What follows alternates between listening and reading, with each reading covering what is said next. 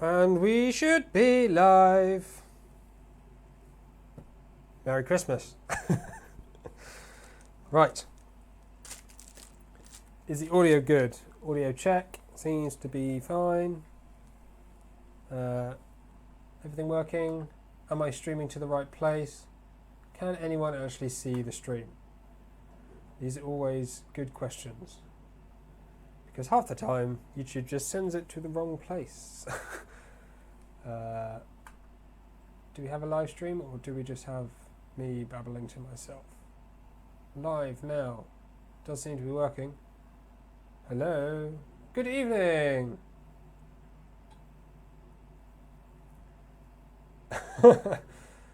Excellent. Merry Christmas, everyone.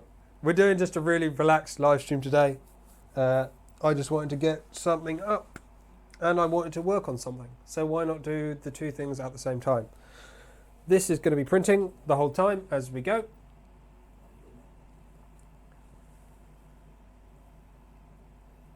Thank you very much, JC Productions. Merry Christmas to you too. So the Prusa Mini has been printing pretty much non-stop since I built it. There are a whole load of prints that I've already done, including some in PETG, some in ASA, and I attempted flexibles. At the moment we're doing PLA. I'm doing the very finest layer setting that you can do on the presets in Prusa Slicer, and that's just printing out a basic 25mm cube. I don't think the camera quality is quite good enough to really see any imperfections on the print, but if you can, there is this big blobby line like 3/4 of the way up it at the moment. That's not there because the printer made a fault. That's there because I moved the printer during printing, and because it's obviously not the most robust frame in the world, it does kind of deform when you do that. So obviously it's not designed to be printing while moving, but that's the result of doing that. The rest of it looks pretty fantastic. So the main focus of today is going to be this. So there are a couple of things I want to do. One is wheels. So at the moment I have these kind of clear plastic. I think they're kind of a polycarbonate soft, or maybe they're just Delrin. They're probably just clear Delrin. Anyway, I'm going to change them for some metal ones. The reason being, the plastic ones seem to deform quite a lot, especially if you have them tight enough to actually hold the bed rigid. I'm not sure if the metal ones are going to be really, really loud or kind of okay, or damage the aluminium or what. So I kind of want to put them on, give them a test, see what works and see if it doesn't. See what works and what doesn't. Anyway, basically just testing them. Yeah, so that's going to be that. There's 4 wheels I'm going to put on, and they're obviously going on the bottom of the bed carriage. Part 1. Part 2. This is not necessarily in order. These are just the things that are going to happen. This is a NEMA 23 provided by Ooznest, who basically provide all the things for this printer. This could be interesting. Anyway, yep. So this is going to be mounted at the rear end instead of the current NEMA 17, with a bigger gear thing on the top. And of course, for that we needed this printed part. Again, if you end up seeing it up close, the print quality is absolute rubbish. Like possibly one of the worst prints I've done. Anyway, just it doesn't really bother me. It's plenty strong enough, and that's all I need to do. I'm testing it. Basically, this fits in here, and that holds it onto the printer nice and rigidly, hopefully strong enough. Yeah, that's the plan with that. At the same time of doing that, we're going to be adding this belt. Oh dear. We're not... Already? I've literally just... Oh dear.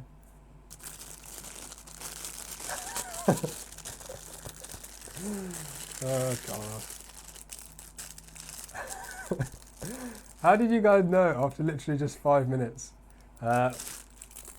So the next thing is this 3GT belt. So basically it's a higher torque belt than the current 6mm 2GT one. I don't actually know that the current one is a problem, but it does seem a little bit weak. It is really long. The bed is really heavy. I'm going to be adding a big bulky motor, so it seemed like a good opportunity to go for a big fat belt.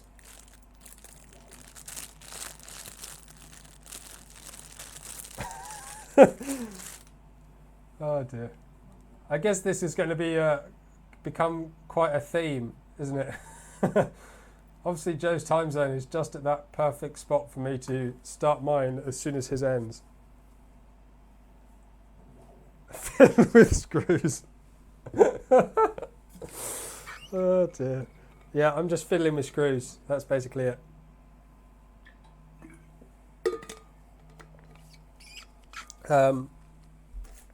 This is, oh, that's going to need some work. So this is the cable for the NEMA 23. It's a little bit different to most other cables, but I mean that just goes into there, and then that's 4 ends.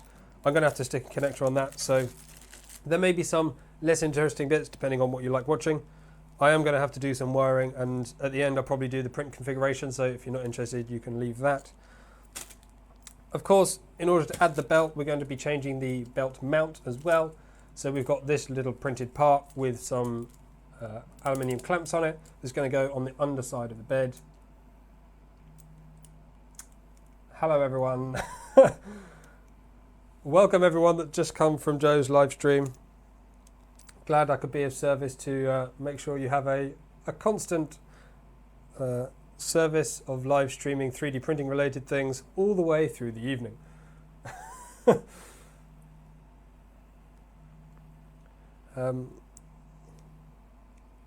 So yeah, I mean that's the plan. I'm not really very prepared for it. I don't know what screws I'm going to need. I really should because I designed all this, but I don't. They're going to be over there. I'm going to have to go and get them and all that kind of stuff. But anyway, first let's start with some dismantling of what we currently have. I'm not really planning to talk through much of it. If you have any questions, I'll try and... if you have any questions, I'll try and answer them as I go, but I might miss them on the live stream.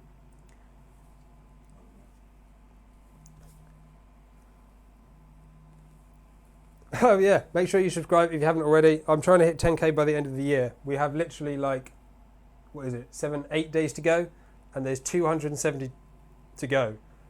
My subscribe count is already up like double compared to last month, so we're doing really, really well. Last quick push. If you haven't subscribed, go and subscribe now. There'll be plenty more coming. So this printer is the Extrudinator, for anyone wondering. It's not a printer you can buy. It's one I designed myself. If you want the 3D files, you can get them actually. It took me a very long time to put them up. I've had this printer for quite a while now, but I tried to make it, it's sort of open source, but I don't have a lot of time to actually manage the files, so I have a big step file that includes everything, and you can go get that. The firmware configuration actually I've not put up at the moment. I need to do that, so apologies for that. But if you go to prusaprinters.org and look, I think if you search for either Vector 3D or Extrudinator, you should find the step file.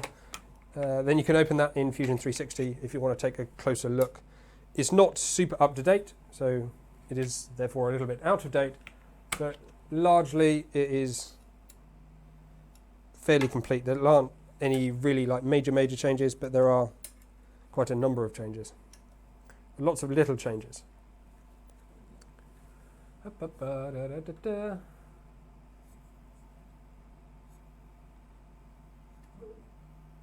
Yeah, the printer is very beefy. It was designed to be a kind of test platform, although, let's be honest, I've not tested a whole lot on it so far. I've mostly just played with it. So the reason for having it was so, if I get any kind of parts for review, I have this big, consistent behemoth of a machine that I can easily add and remove things to. So if I want to test a different bed surface, I can do that, a different heater or extruder or whatever. So that was the reason for it. In reality, it's basically just become my large format printer, which I do larger format printing things on. Oh dear, this one's tight.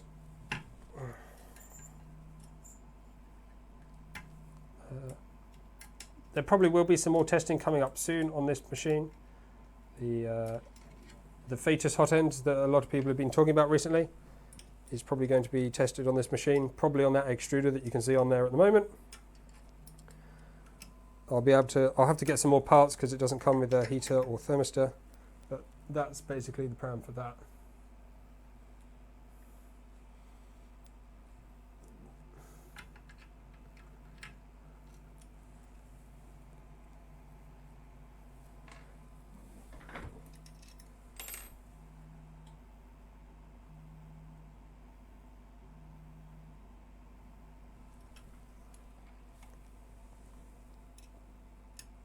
There's,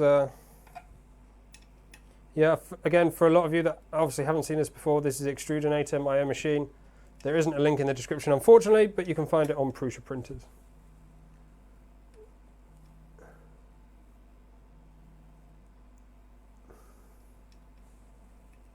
I'm just going to be talking about it the whole time. Can't help myself. This, ooh, got to remember I'm attached to a wire. Yeah, unfortunately because it's so large I can't really move it around very easily, so I have to stand up and move around a bit. It does weigh quite a lot, mostly because of this enormous bed, I think. So this heater, I think, it's a mains powered heater, I think 330 watts, somewhere in that range, which might not sound a lot for a very large printer. That's interesting. But in reality, it's plenty. It heats up quite efficiently, and without being really high power, it means that it doesn't warp it as it heats. Now we come to the special features. Basically, a hot swappable bed. Pardon the pun, you do it while cold, but you can basically just take out that and take out that, and there is the bed. So that makes it really easy to use the connectors that are there and just connect in a new bed if I need a new bed. So this is by Filafarm. You can go find their website, filafarm.com or filafarm.de. They're a German company. 450 watts, there you go, 230 volts. And then this is powered, obviously, from the mains in combination with a SSR. An SSR. Now you can see the bed structure. 50% scale of a 1/20th scale. That would make it a 1/40th scale. Yes, it is a fairly nuclear war-proof printer. Although, I think this, obviously the reason for the upgrades is to make it a little more bomb-proof than it already is. It's been so long since I've done this, I can't remember what order I need to take things off in.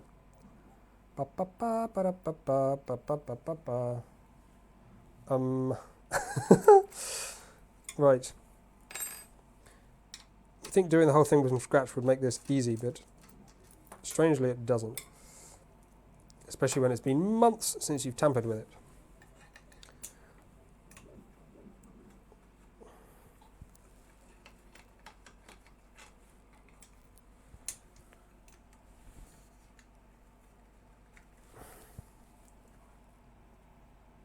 We say to only be sitting at 14 likes. Oh, come on, you can do better than that.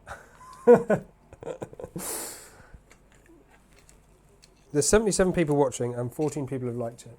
Button's just down there. Just click once, job done. Then you can just sit back and relax for the rest of the stream. Or just sit back, relax for the whole stream. I don't mind. Do what you like. So I'm just removing the motor from the back end here.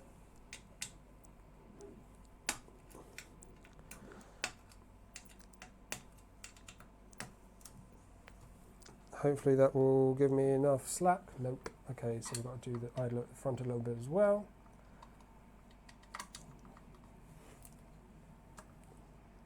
If you want to see this printer in person, it will probably be at 3D Meetup UK again this year.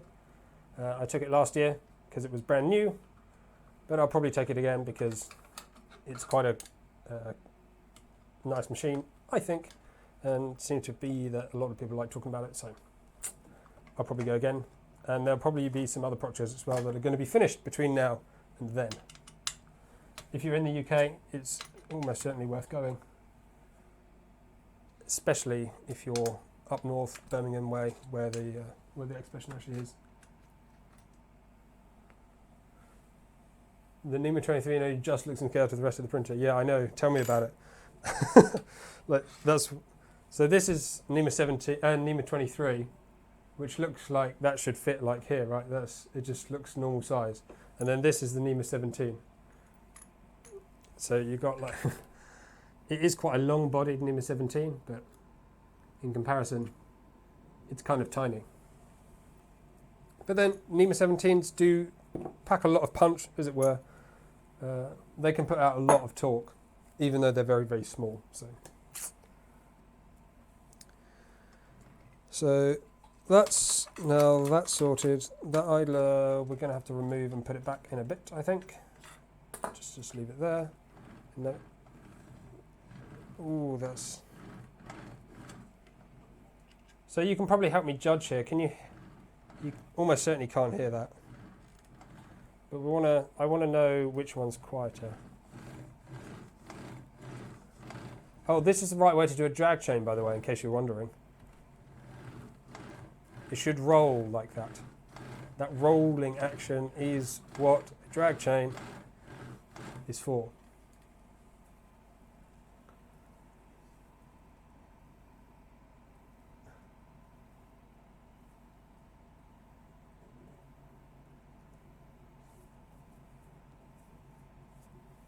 Oh, by the way, thank you, Ian, and everyone else for answering the questions that I'm missing.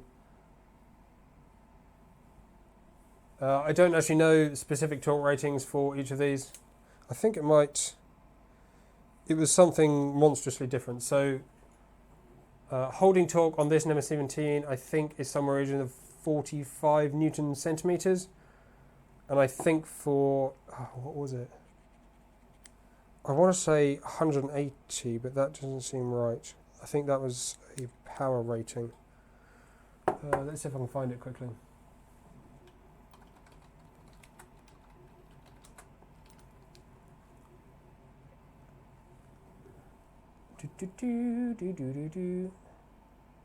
Oh, this is in ounces.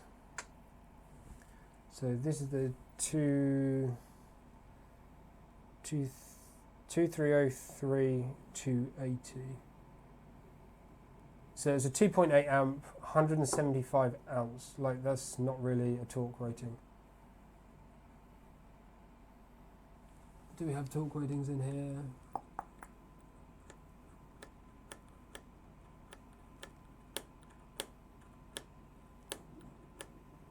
No.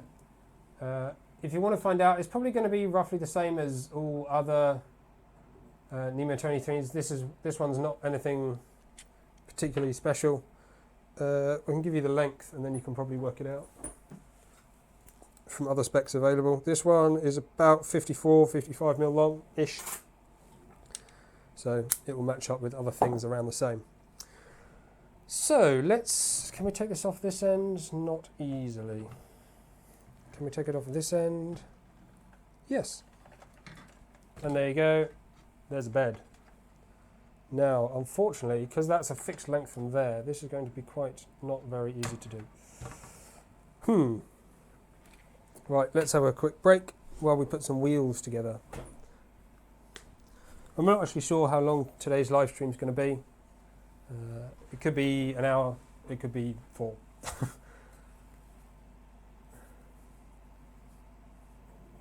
Are you running Duet on the Extrudinator? Yes, I'm running the Duet 2 Wi-Fi, don't have a Duet 3 yet.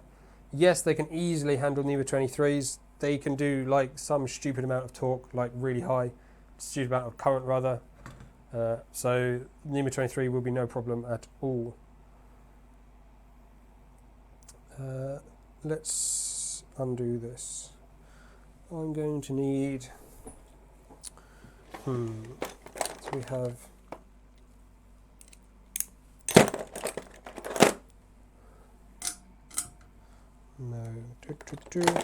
just looking for a sensible,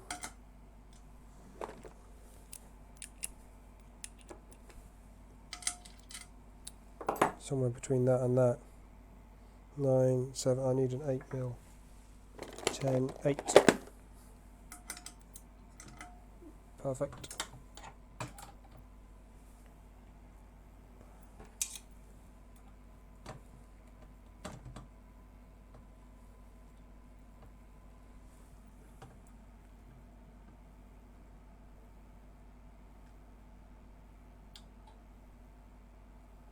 3.2 Newton meters. That can't be right.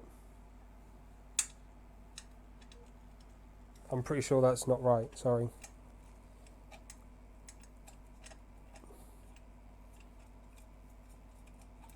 Isn't it?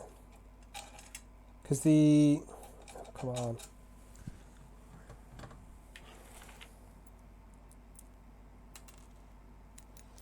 .45 Newton centimeters.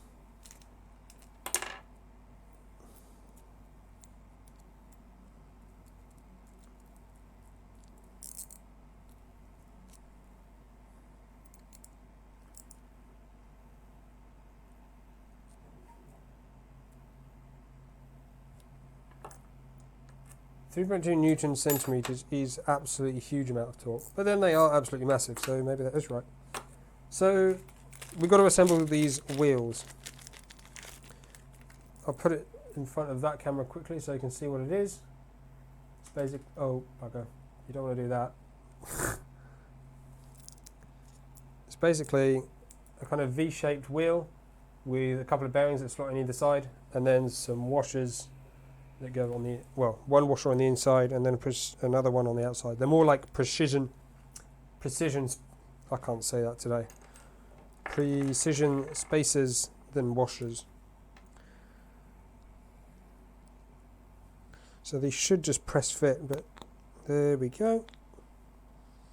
Nice. This is all open builds parts, by the way, so if you're familiar, or I think this is going to be really, really loud, but never mind. We'll give it a go and see what happens.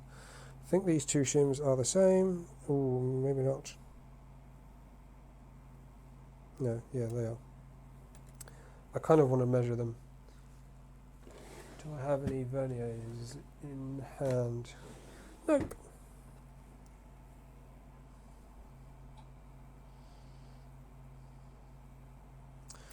I'm sure they're close enough. So to make sure these are aligned, I'm just going to use a screw to go up through there.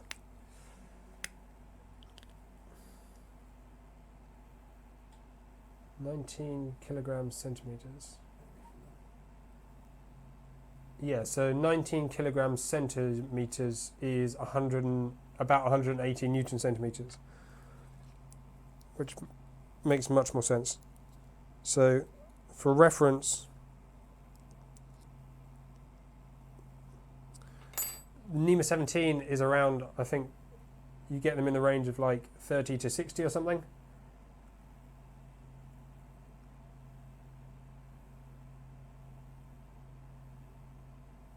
Yeah, ratings and stuff. Either way, they're pretty powerful. Let's put it that way.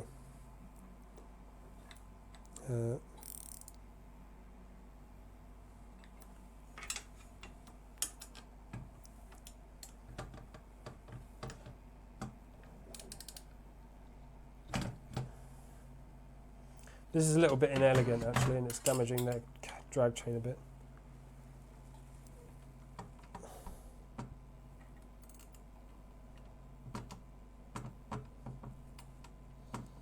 What would be clever would be to remove that bracket and stuff on the front, but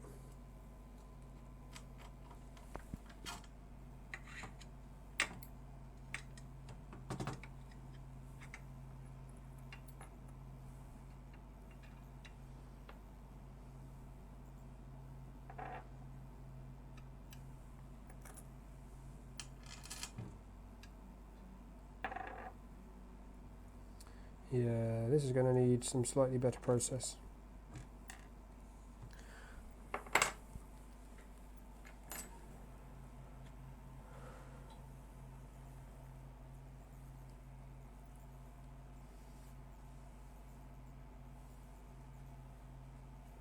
Yes.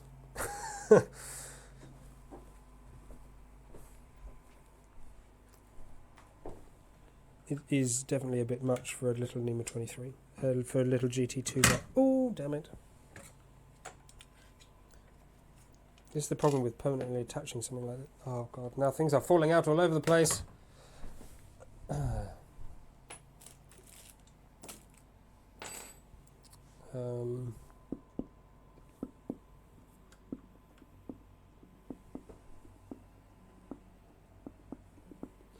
I've not perfected the removal of this, and I clearly need to.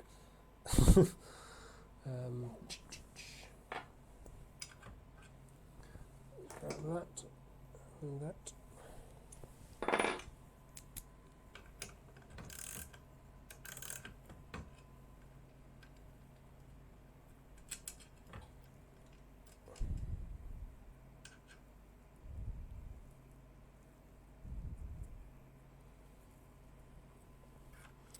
So that's that, and then we can, do I want to do, yep. I'm just trying to get this whole plate clear of the rest of the printer, so I can sort of move the printer out of the way and just work on one bit of it rather than having to deal with the whole thing at once.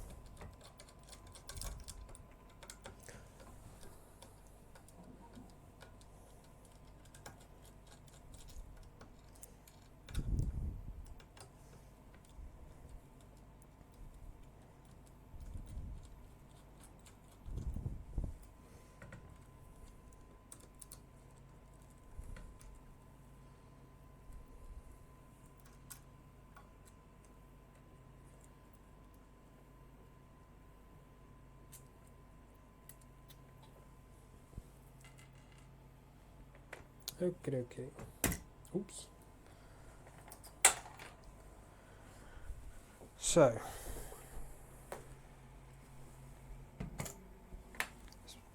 can we move it out of the way? Not easily. It's just so big to move.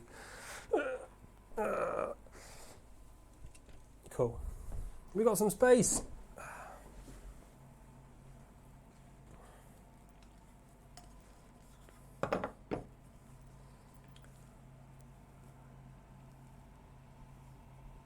We go up to NEMA 42s. I'm pretty sure there are NEMA 56 as well. They just go bigger and bigger and bigger. There's probably like 72s and 94s.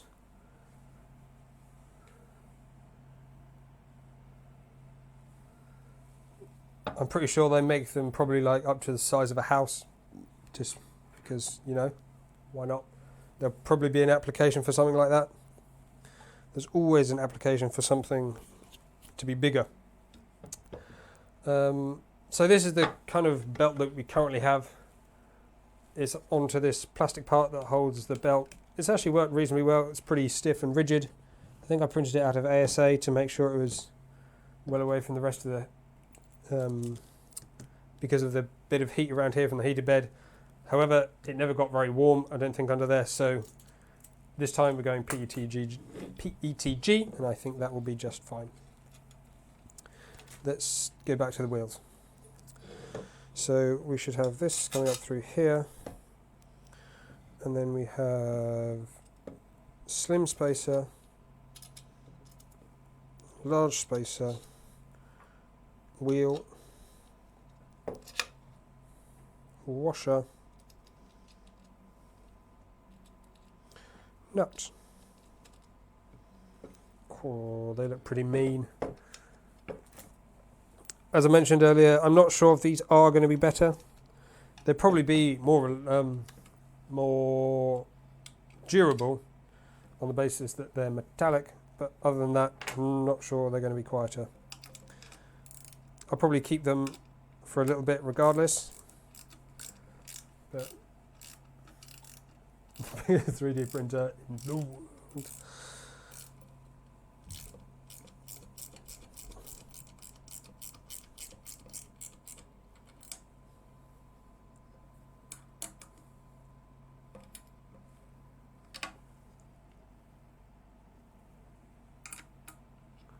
$70 volts, 2.8 amps, and is water cooled. To be honest, you could water cool any stepper motor. You just take the back plate off and put a water cooling plate on it. Unless it's water cooled like all the way throughout, that would be quite fancy. 70 volts is a lot of volts. Oh, we've got this other wheel over here.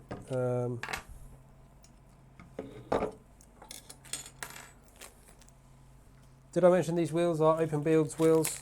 Open builds wheels? Open builds wheels. Difficult to say. In fact, oh dear, this one doesn't look quite as smooth. Oh, bugger. I think we might have to apply a little bit of force. Oh dear. So it's not gone in, so right. Where's my force applicator?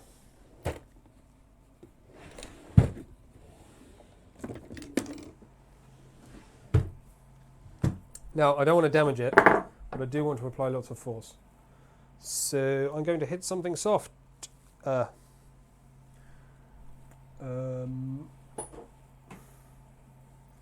Is this a... Oh, it's a test print from something else. This one just says Prusa. Don't take it to mean I'm bashing Prusa in any way, although technically I will be. I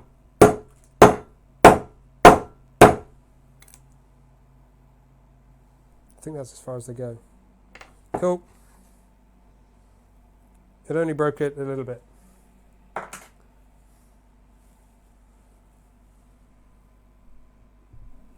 Yeah, I do have a clamp, but it's over there.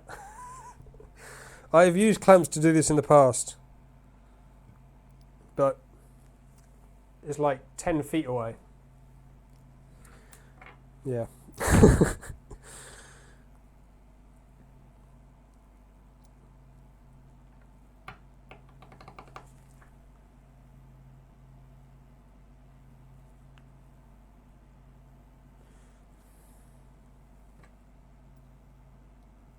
Everything is a hammer.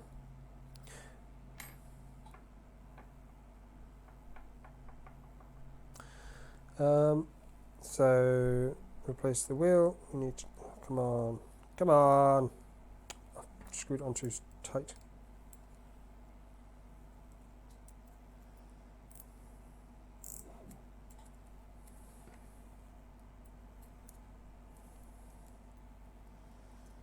Okay, so washer off, wheel off, spacers off. Screw through the base, and then it's small spacer, big spacer, wheel, please. Yep. Precision washer, I can't say precision washer. Nut. Hold that side.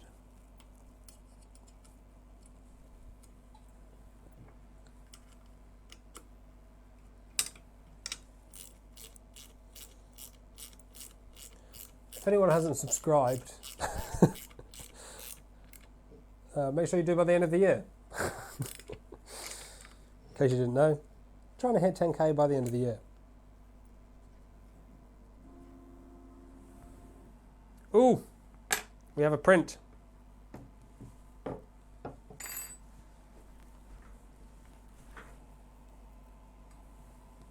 It's not a hammer, it's not a thing.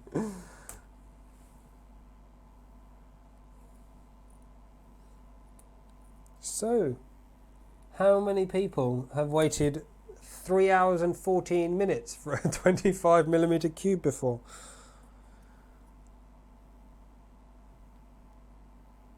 Unless you look at it with a harsh light, you actually can't see the layers. That is insane. Tiny little layers with tiny little nozzle.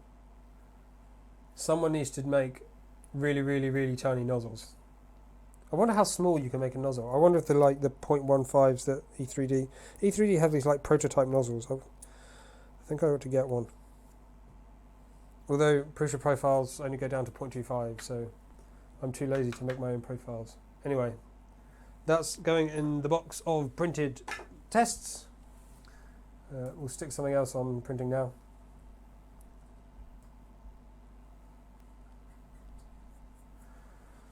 Home print. So we've got the oval test, some other cubes. I've done most of these now. Let's do a 0.2 cube. Sorry, it's not particularly entertaining, is it?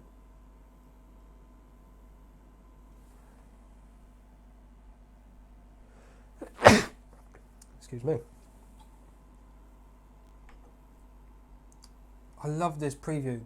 This preview thing is so good. It needs to happen more. I don't know how they do it. It must be something stored in that file that comes with it. I've no idea. Either way, it's absolutely epic. 46 minutes. Bosh, go. What size is the nozzle? Yeah, it's a standard 0.4. It's not an E3D nozzle, but it is E3D compatible, so if you get other E3D nozzles, they should fit just fine. I do have a kit of E3D nozzles. They do this like little blue box with a selection of nozzles. Oh, here it is. The fun pack. Here you go, an E3D Online nozzle fun pack. Oh, I can't open it. There we go.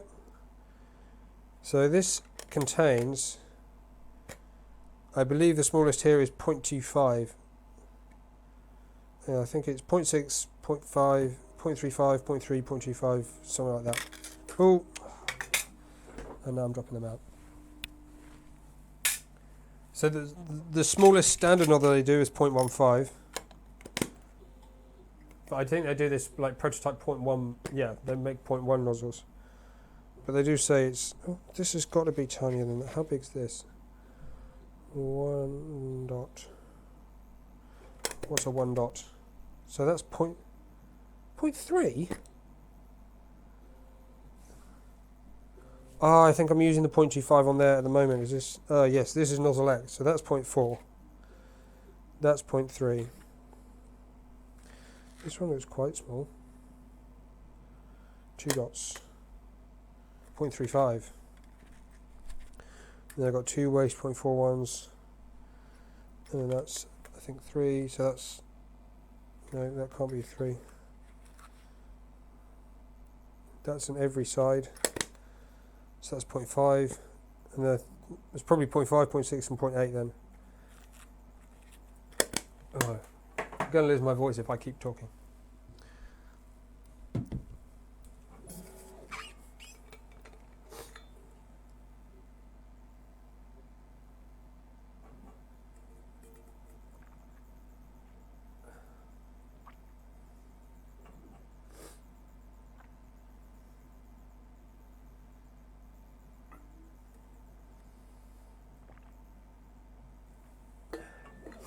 Yeah, so the thing with Cheaty blocks is they use a custom file type, which is going to be basically probably a zip folder, which the printer then reads and, you know, Bob's a good one.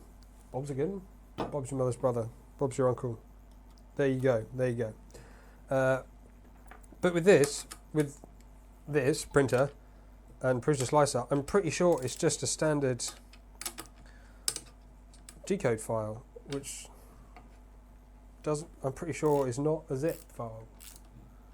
So, or maybe it has a function on the printer too. No, there's no way. There's no way it can be generating it on the printer. There's just, or can it? I'm pretty sure it wouldn't be doing that. So the delay after it homed is because it heats.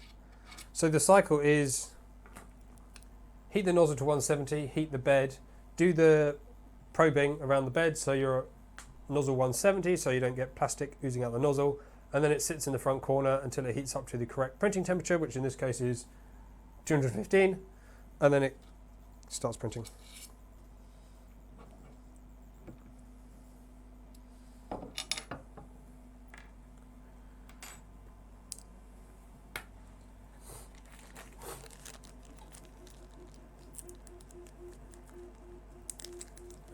No, there's no warning, I don't think.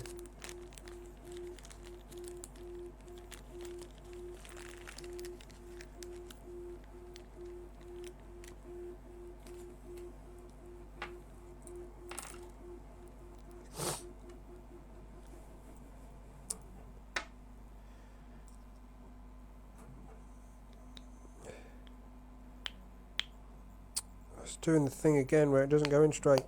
Oh, there we go, just got it.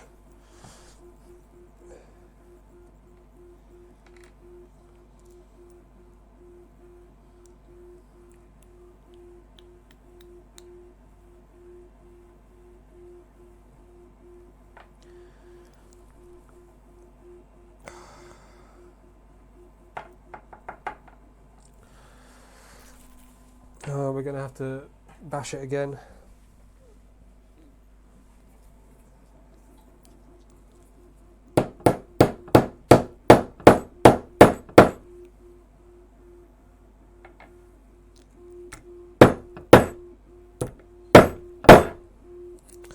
Well, this is not good.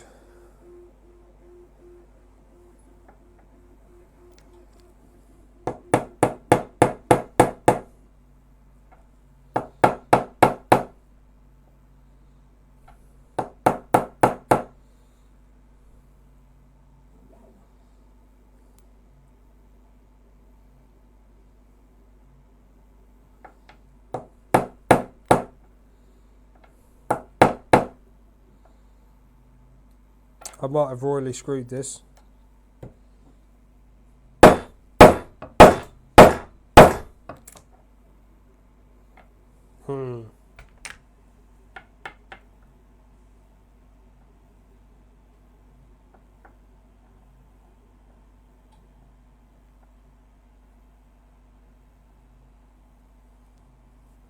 I might have ruined the table a little bit.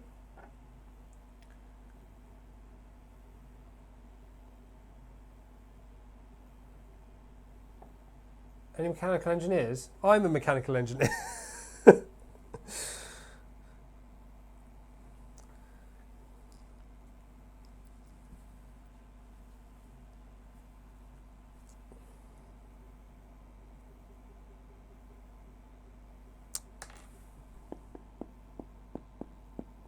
Brute force did not overcome this issue. It's not in straight, and hitting it with a hammer didn't straighten it out. Which means not good.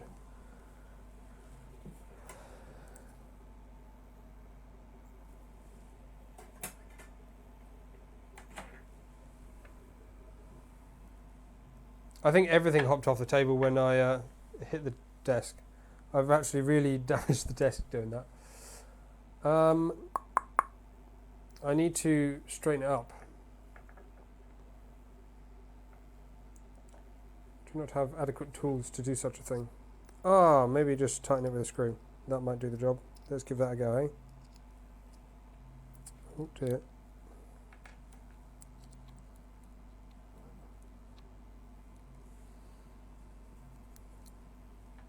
Well, that's not good.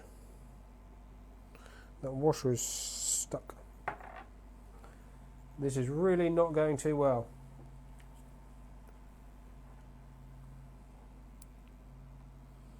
How is that stuck over there? No, I don't have vice grips.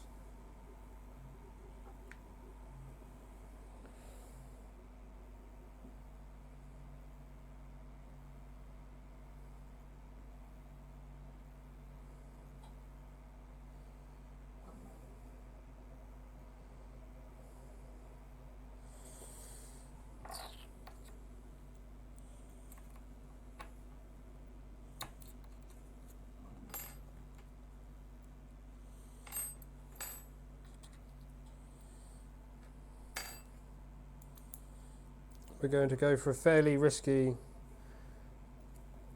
screwdriver approach. I do need a vise. Do you reckon I should just use a vise?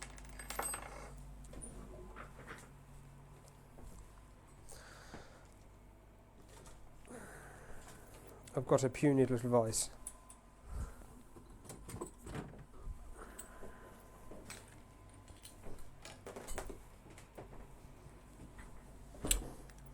Here's my puny little vise.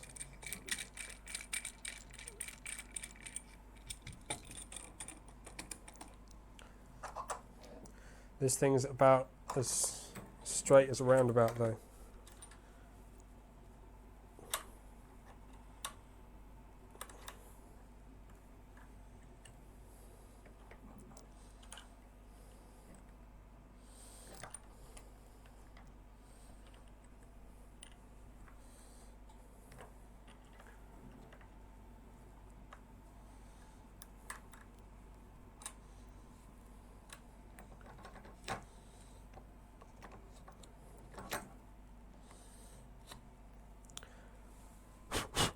With or without the rubber caps? I think they're too soft. Let's try it with first.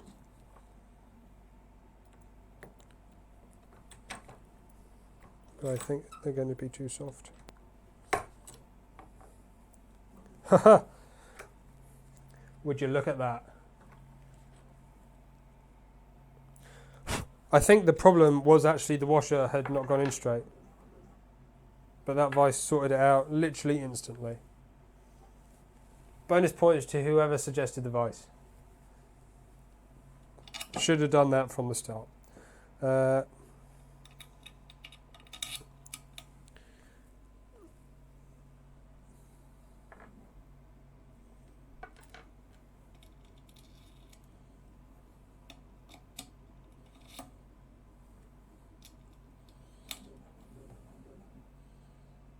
That's not right.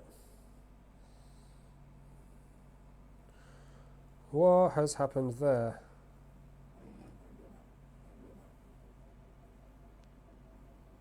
Surely the wheels have not always been at different heights.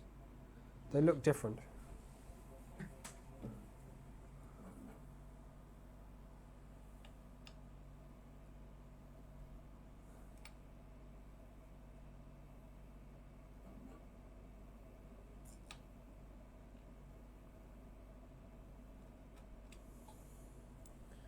Why do they look different?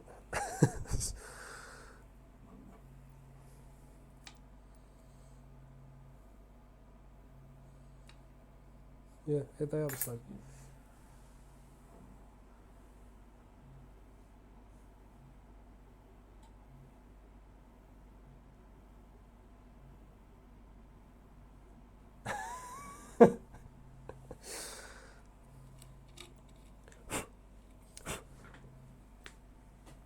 In fairness, I have used a device to do this before. I just didn't have it here, so I was like, well, let's just use something else. It's more entertaining not using a vice. It's one of those do as I say, not as I do scenarios. Ooh.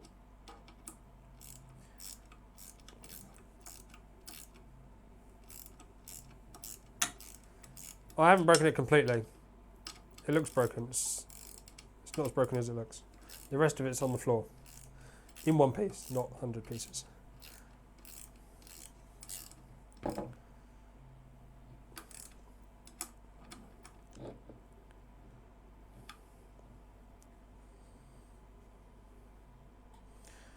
one's not quite as smooth.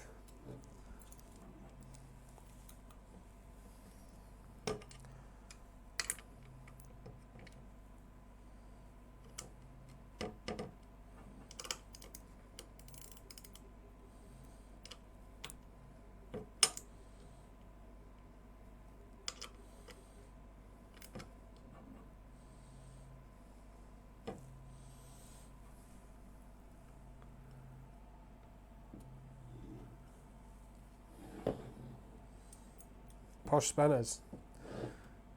Ratcheting internal spanners. Bee's knees, mate.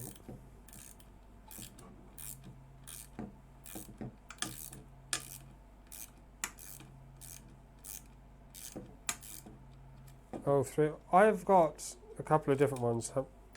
Let me go fetch. We'll do a little bit on lubricants quickly. I should say I'm not a specialist when it comes to lubricants, but I'll show you what I use anyway.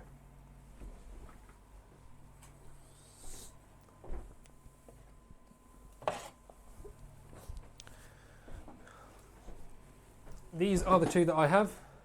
Oh dear. This is one, LM2 multi-purpose grease. It's a lithium-based grease with a high melting point. The other one is 3-in-1 oil, multi-purpose oil. I tend to use this one for things like LM8U kind of bearings and stuff like that, like steel on steel metal bearings and things like that. This I tend to use for lead screws. Don't know why, just seemed like the right thing. Basically, instinct suggested to me that I do that. Don't know if it's right, don't know if that's the best solution, don't know a whole lot about lubricants, but this for linear bearings, this for lead screws. End of story. That's about all I know.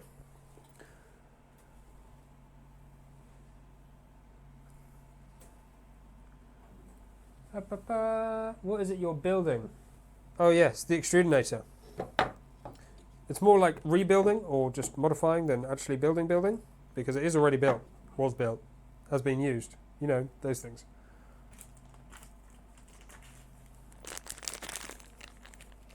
Teflon oil for everything except cooking chips. So you use it for frying bacon. That's pretty impressive. I bet it adds some nice, interesting flavours, that does.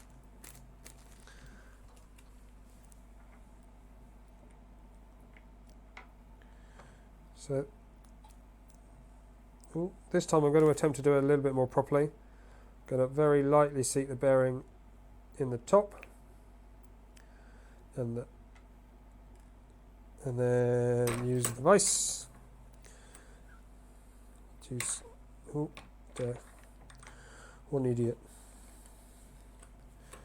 to lightly compress the bearing into the body. That seems to have not gone well.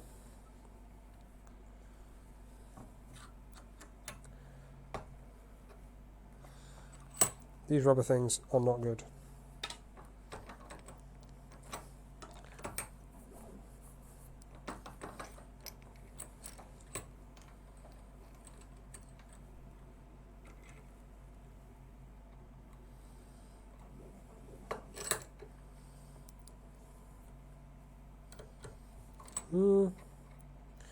This vise is not quite as good as one might think. It doesn't, because it's rubbish vise, it doesn't push particularly straight. Even right in the middle. It ends up just jamming. Oh, that was weird. Just pushed easily in with fingers. Let's give it a go. It's probably good for lining up like I just did, like corrections. But otherwise, fingers work pretty good.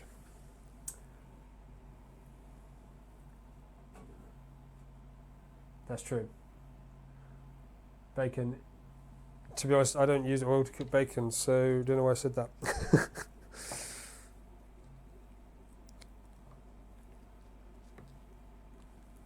How's the 3-oil with collecting dust versus the other?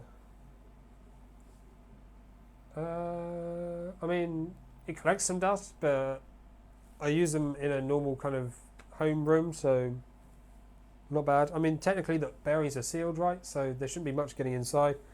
You do get kind of collections of dirty grease and fluff build up at the ends of the rails, but I don't think that's a problem particularly.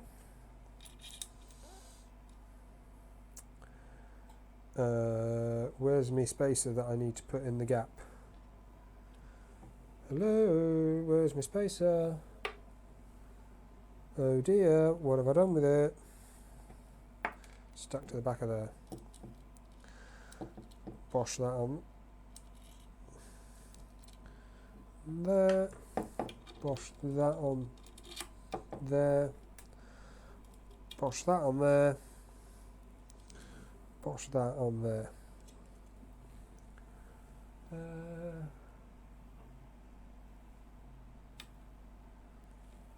Yeah, minis are rare beasts. Who would be interested in me trying to do a replica Prusa Mini like I did with a Mark IIs? I think that might be interesting. Starting from now, try and get a second Prusa Mini before April when the current pre-order is.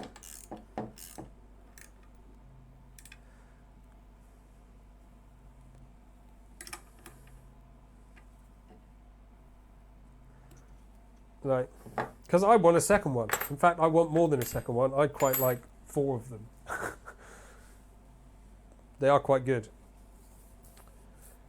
Right, so that's those wheels in. Before we do the belt as well, I am going to move this stuff up the way. That was tidying up. Did you see that? There we go, tidy. Going to have a go with this on there just to see if it changes the noise profile at all. I can get rid of this now. Oh, not that one. Trusty little vice, useful to have.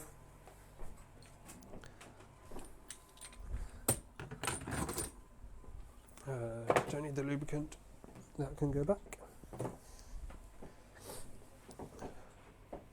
Ooh. Stick this down here. Right, for those that have just joined, this is the printer I'm working on. It's really difficult to lift. Not because it's actually that heavy, but because you have to hold the weight like far out in front of you.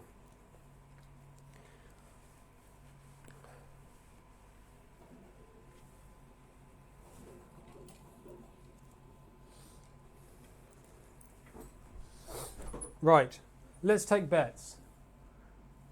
Can I do a poll? So I do a quick straw poll.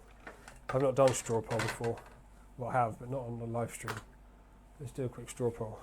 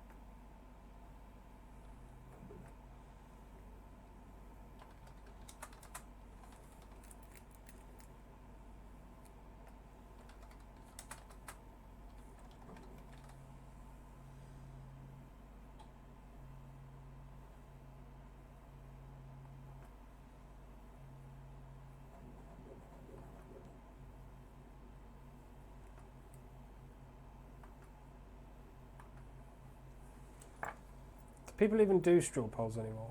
Is that just an old thing that people don't do anymore? There we go, straw poll. Vote for whether you think the metal wheels will be louder or quieter than the Delrin ones. I think on the basis that they are metallic and very, very smooth, they could be quieter, right? But the plastic softness of these makes them kind of dampen any sound. So that would make those quieter.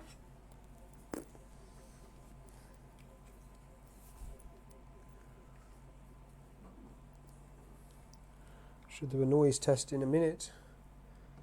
For now, I just want to get them just moving very slowly while we get everything installed.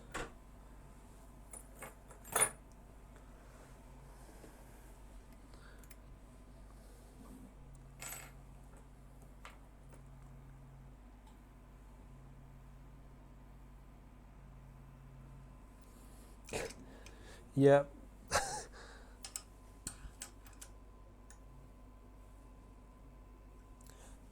There's absolutely every opportunity, I suppose, that they could be the same or just different. But that overcomplicates everything, so I just went for the easy option. Interesting. My spanner is too wide for adjusting these nuts. I must have done it before, so how the dickens did I manage that? Let's look in the drawer of cheap spanners to find something that might fit.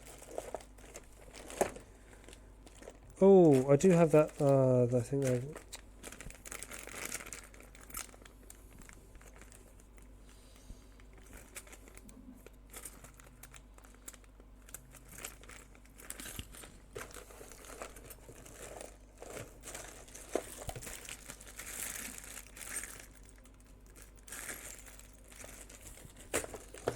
I'm currently looking for a spanner that's going to fit the the eccentric spacer nut things, because at the moment I have no way to adjust them, which is somewhat essential to getting them working. Otherwise they're definitely going to be louder because the whole lot's going to rattle around like nobody's business. Well, this is interesting. I cannot find anything that's going to fit. Time for another embarrassing solution of using pliers to adjust nuts.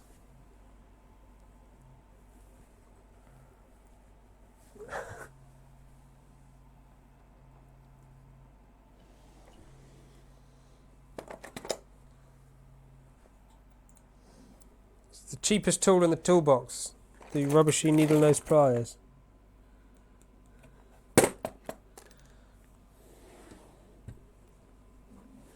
Oh god.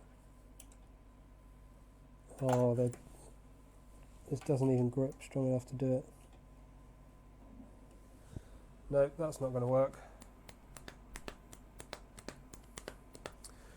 Anyone got any bright ideas? I might have to print a spanner.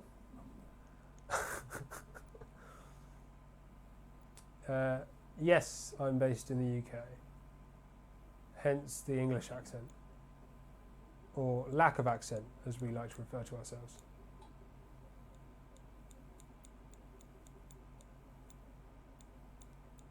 Yeah, I'm looking for, that's what I was looking for, one of the ones supplied with the Ender 3. Because I could have sworn that was these in this bag down here. Sorry, I should have showed you what I was finding. Oh, there's the spanner came with the Prusa Mini the other day. That might work. Yeah, these are like, I've got these little spanners for nozzles, but they're not going to fit my eccentric spacers. I don't know where the ones went that came with the Ender 3 for adjusting that.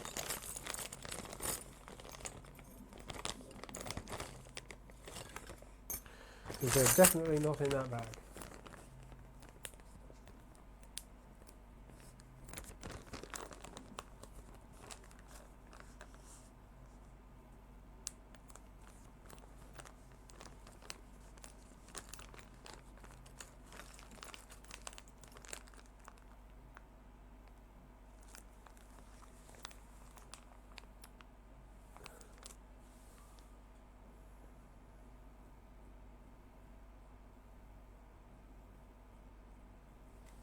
I do have tools. I have many tools, but they're all proper tools and they're a bit thick and wide.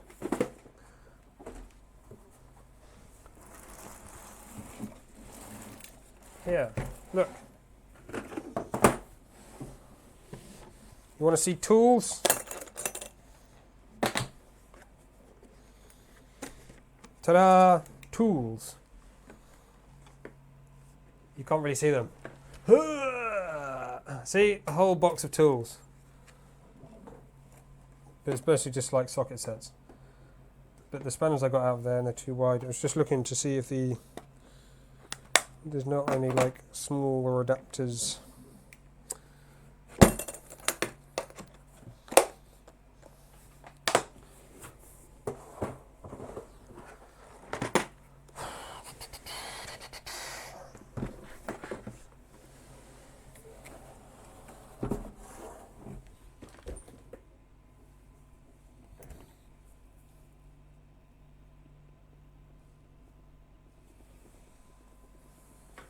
Well, this is slightly frustrating.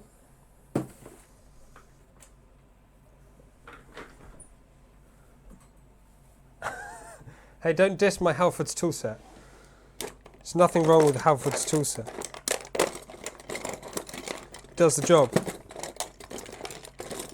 There's a...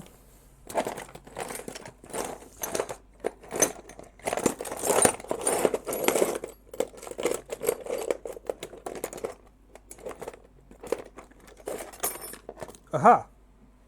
I think this is the Ender 3 one.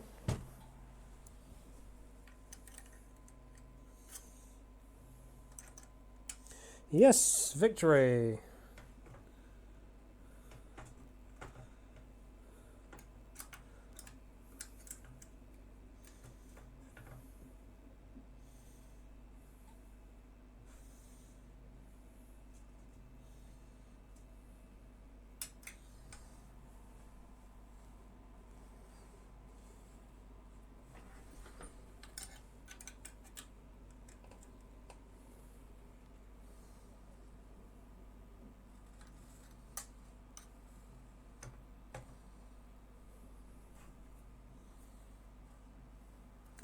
Right. That's kind of close. So what we're going to do now, while we are here, just going to clean this lot out so I can get all the plastic bits out that kind of got stuck in there over time.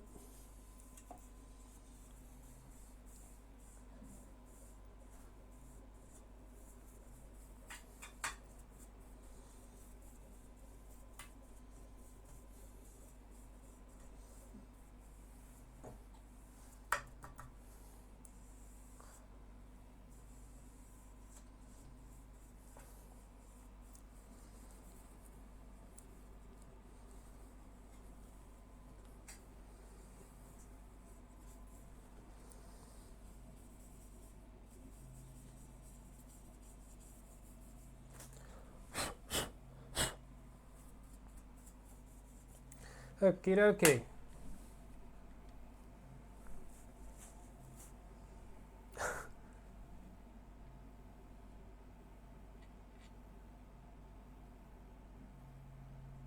Where did that straw pole? How did we do?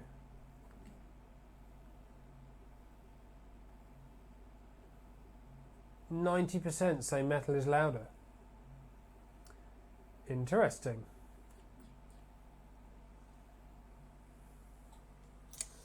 Let's get this on here and we'll have a little test.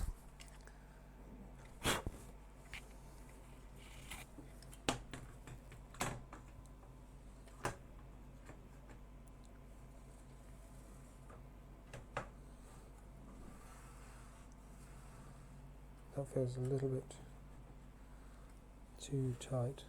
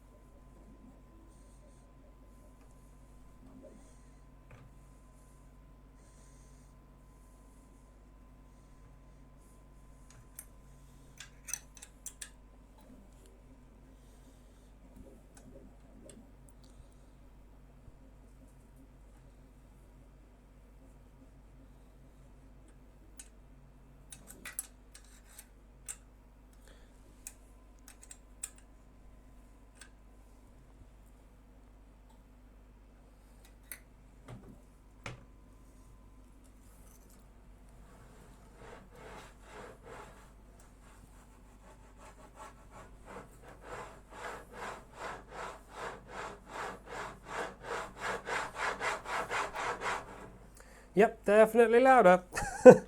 Although, it is not by much, to be fair. No, it's quite a lot louder, actually. It's not... It doesn't... It's pretty loud.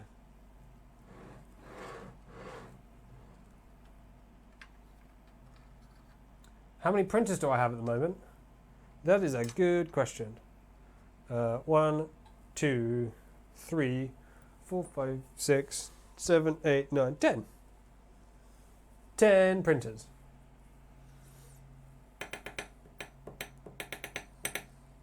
That's more than I thought I had. That includes Elegoo Mars, 9 FDM printers, 1 MSLA.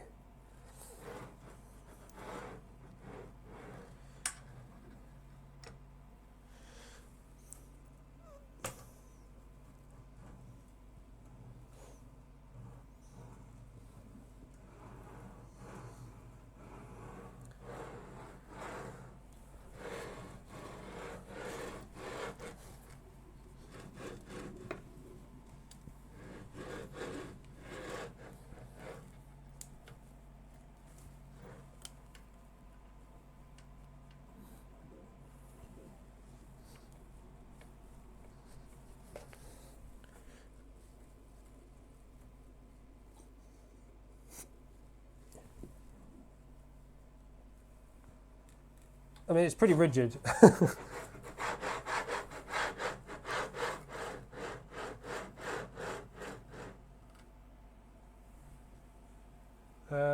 It's no resonance. There's definitely no resonance.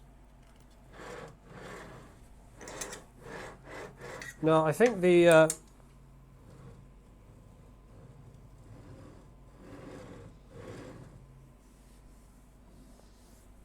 oh wow, that is absolutely destroying the aluminium. Oh my days.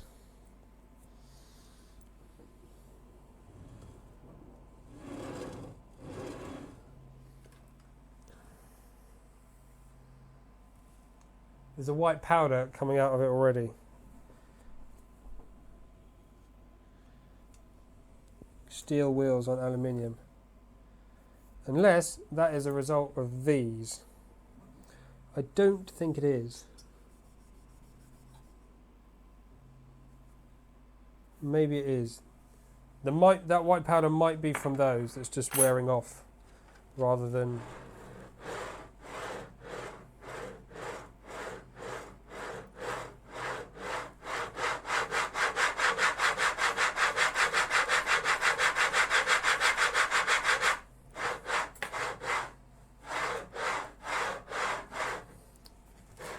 It is quite a lot louder, unfortunately.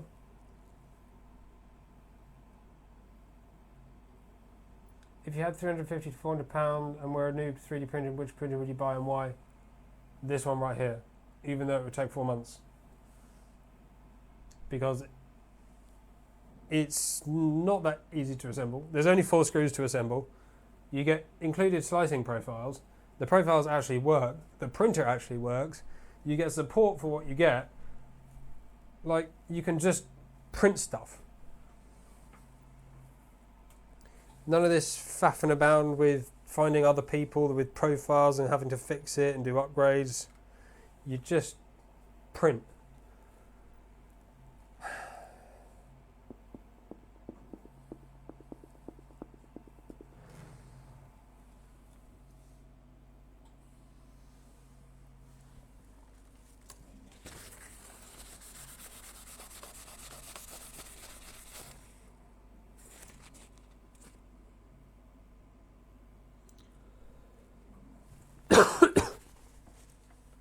I'm just going to leave this as it is.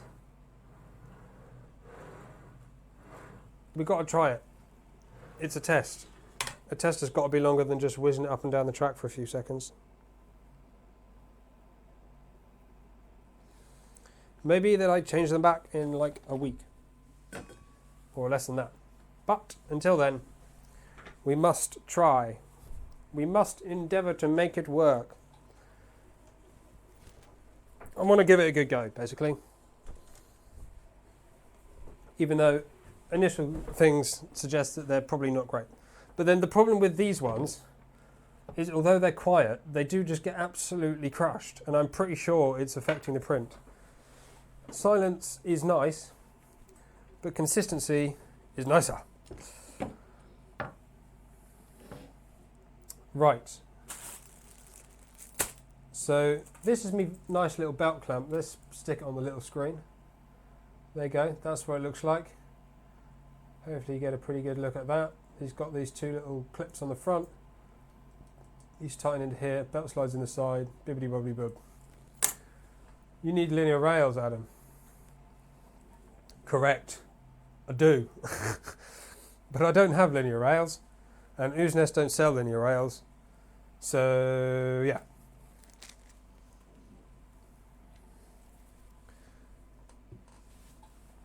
If someone would like to provide linear rails, then I might do an upgrade for them.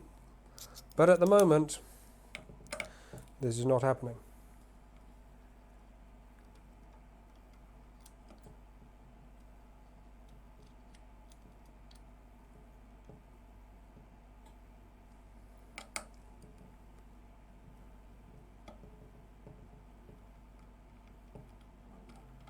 Ah, that's a good point. These, I think, are polycarbonate, not Delrin. The black ones are Delrin, right? I think these ones are probably polycarbonate then. These are the, like, extreme wheels. I can't remember what it calls them. But they do just seem to get destroyed. Although, I don't know. They definitely flake apart, but it's difficult to see, like, how much actual material is being removed. I don't really know. This is a nice little print. Nice bit of ASA. which coincidentally can be printed on this machine.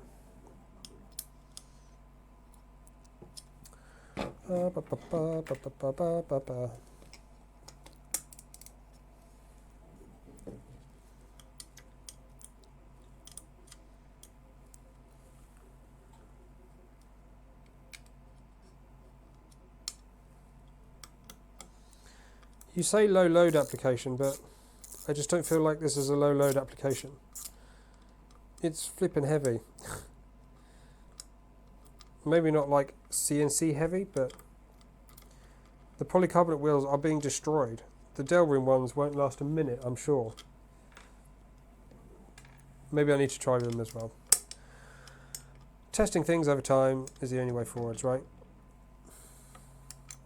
We'll give these a go. These don't work, we'll switch, we'll have a go with the other ones.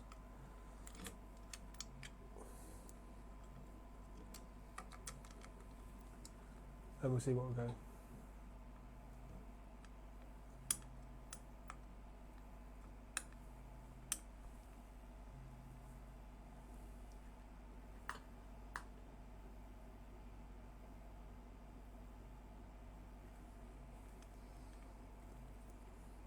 I'm not surprised. This is like... no, so it wasn't the Prusa Mini that was shaking, it's the camera that was shaking, making it look like the Prusa Mini shaking. The camera is on the same table as where the Extrudinator was.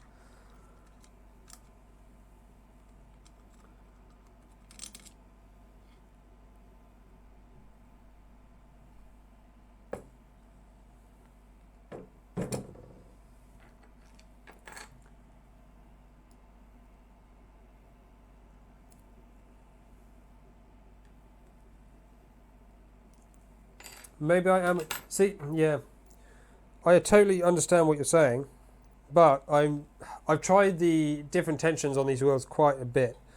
So initially I under tightened them, if that makes sense, and tried some prints like that. But the bed could kind of, because they're gripping from the side, if you have them slightly too loose, then the bed can either sit on one side or sit on the other side. During the print, it would kind of change, so you'd get these weird artifacts. If I tighten to them just to the point where they hold on both sides so the bed doesn't wobble, then I still get the wearing. If I tighten them more than that, then obviously they wear a lot more. But like the closest I could possibly get them to just clamping the rail meant I still got what looks like a lot of wear. It's weird though, now I've got them off, the face still looks like it's kind of new. It's weird, like a lot of materials come off, but it's obviously so thin that it's maybe not as affecting it as much as I thought it was. I'd have to compare to some brand new ones, and I don't have any brand new ones.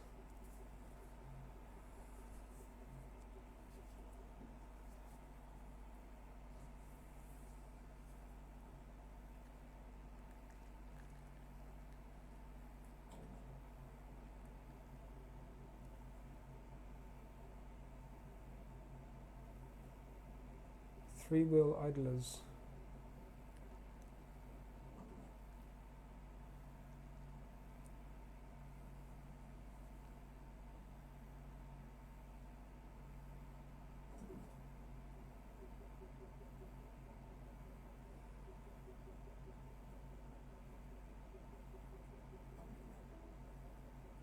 Yeah, the direction of the wheels is definitely not optimal. I'm aware of that now. I think that is ultimately what my problem is. I'm loading them kind of axially, as it were, and it's just not the way to load these wheels. You need to be loading them longitudinally. No, these are loaded longitudinally and these are axially. I forget which way around it is. Either way, yes, I do tend to agree they are the wrong way around. Now, I need to drill out this hole in the middle, I think. Whew. How many horrible comments am I going to get for doing this?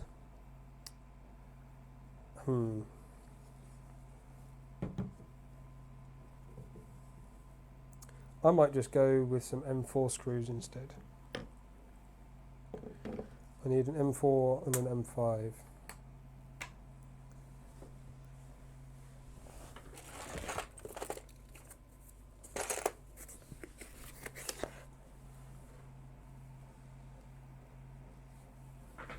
The reason you didn't go with 2 rails towards the outer edge rather than single centre rail?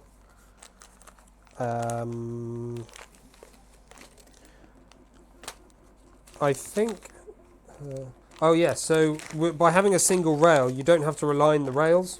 Like, it's just aligned naturally because it's one piece. I was fairly sure there'd have been alignment issues if I needed to align separately. So, one of these.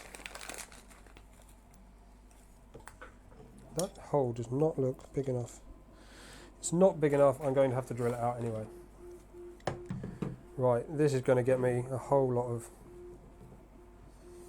Right, this is going to be very much a do as I say, not as I do.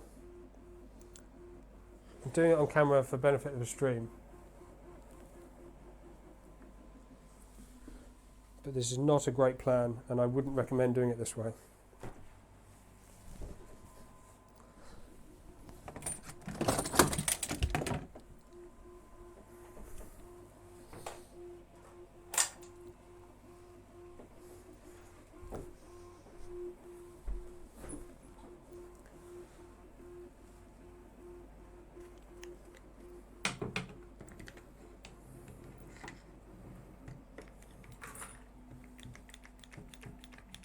Oh, what's gone on there?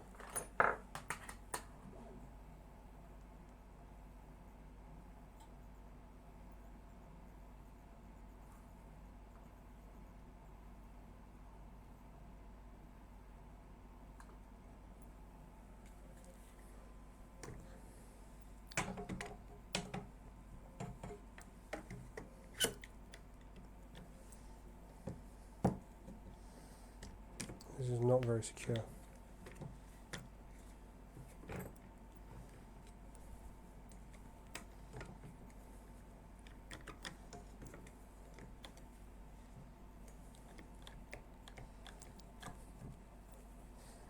Right. That's another print done. What's the time? 9:30, blimey. Don't think we're going to get very much more done today. It's taken a lot longer than expected. That's all this chatting and ambling about. Maybe we'll do some more streams. Maybe another one tomorrow. Maybe during the day tomorrow. How about that? Who would want to see a stream during the day tomorrow? During the day UK time, that is.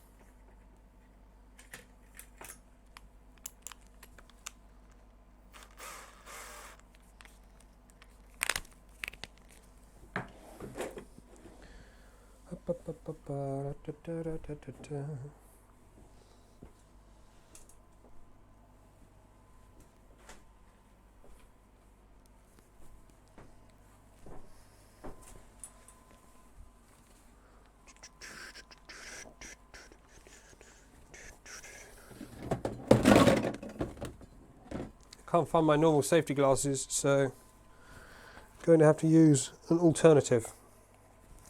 But I think it'll work. What a fantastic look. Right.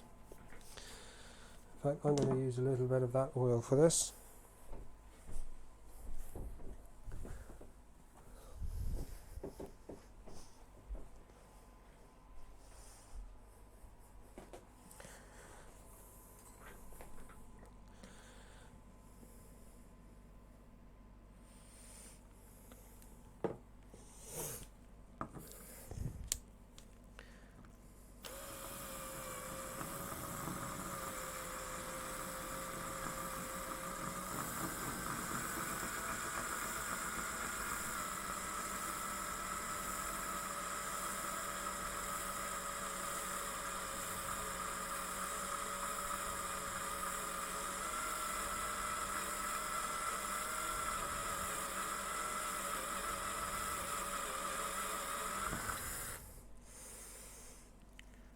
This is going to take a while.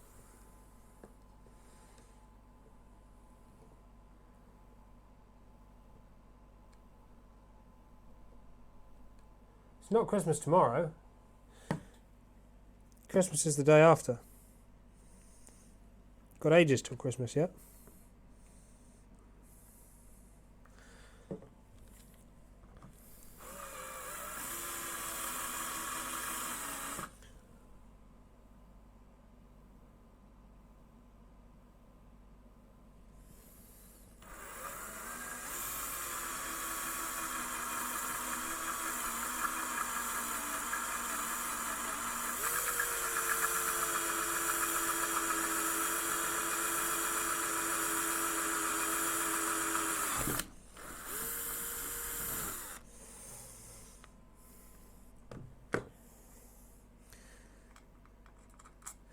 There we go, that wasn't too unbearable, was it?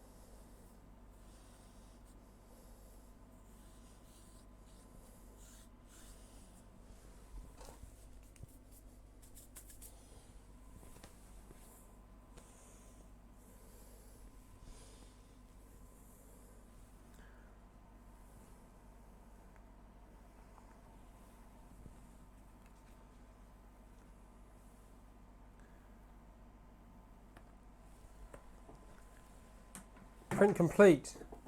Cube delivered.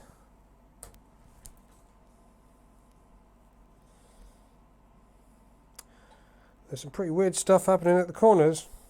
I think that's the layer change. Other than that, pretty bang on. We'll look at that another time. Let's print another cube. Yay, cubes. Sorry, I really should have thought about this and organised some more interesting things to print. Nope, hang on. Oh, that's weird. It's sort of stopped, but it sort of hasn't.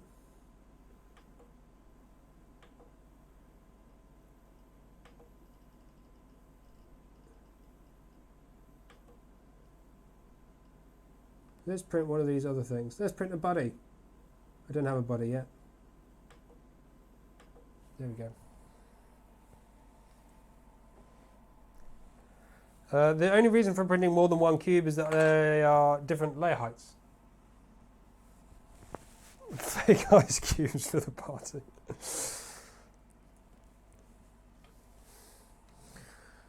Right, now we have the right size hole. Some suspect use of a deburring tool.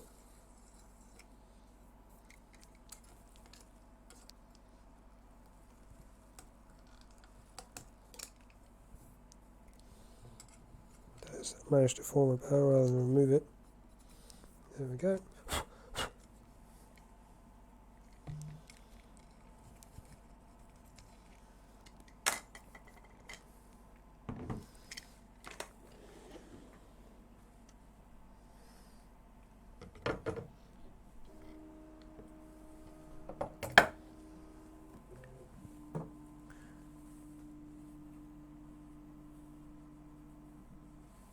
I will actually, well, I'm considering trying to print our 180mm cube, seeing as that is what the print volume is, right? So you test it by printing a cube that fills the print volume.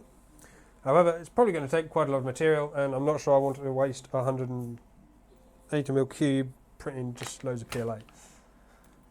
We shall see though. Depends how festive I'm feeling. Right. So I need to organise how I design this in my head. This is going this way around, this is going this way around, this is going on those two holes. That prints faces that way. Right. So what length screws do we want here? That is a bit long.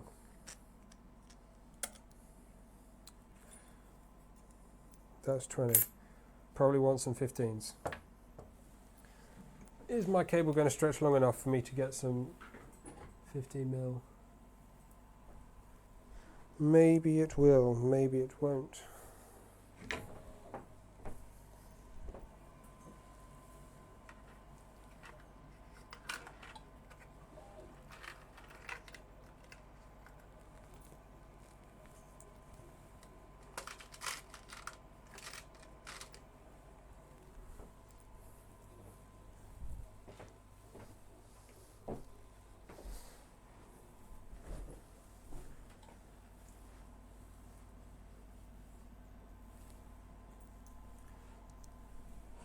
See you, Ryan. Enjoy work.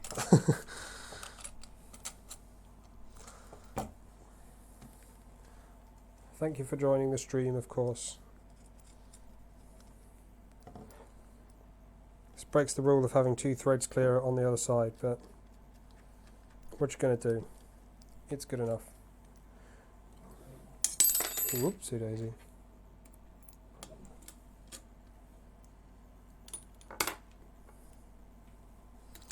Done this. No, that's the wrong size anyway.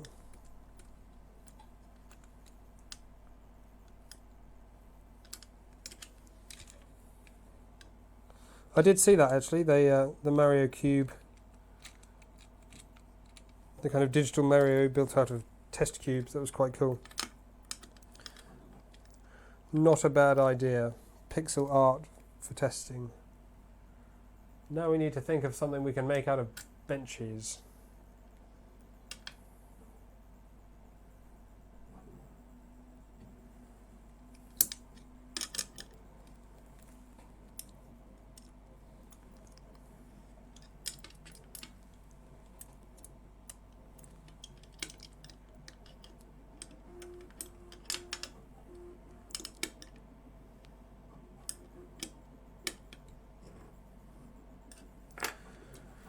Okie dokie, that looks remarkably close to that edge, and I don't think that's going to work because I think I put that in the wrong place. I think that needs to be in the middle.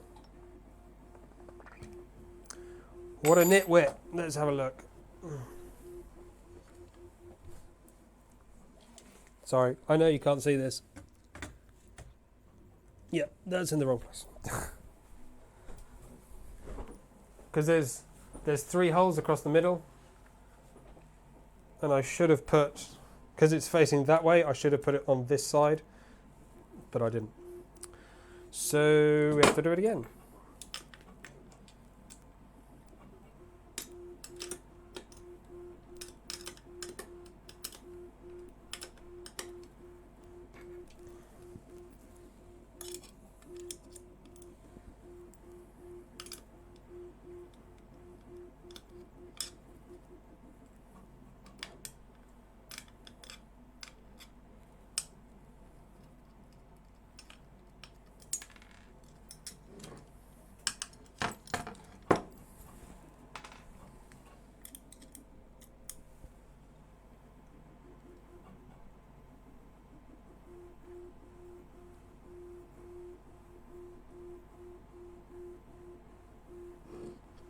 Something sounded a bit weird then.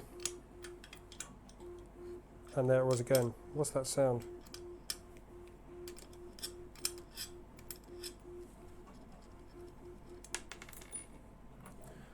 It's the sound of something coming loose, I think.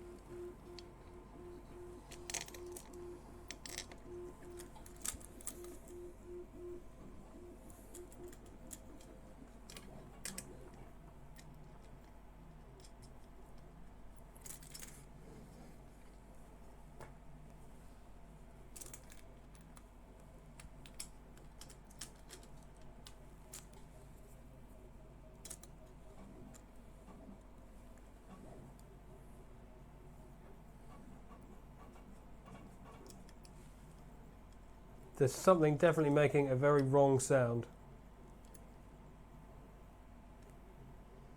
I don't know what it is or why. Can you hear it?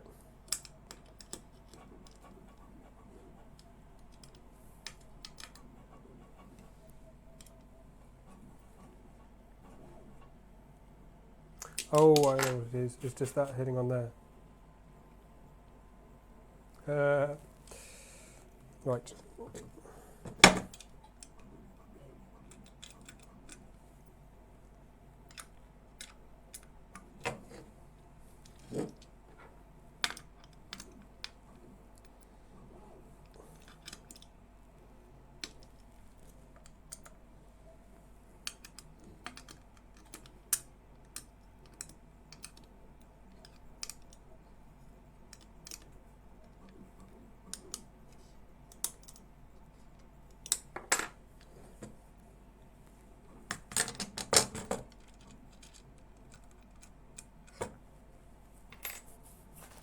I don't actually know what length belt I need yet, so I think I'm going to fit it without the belt to begin with, just to see that everything fits.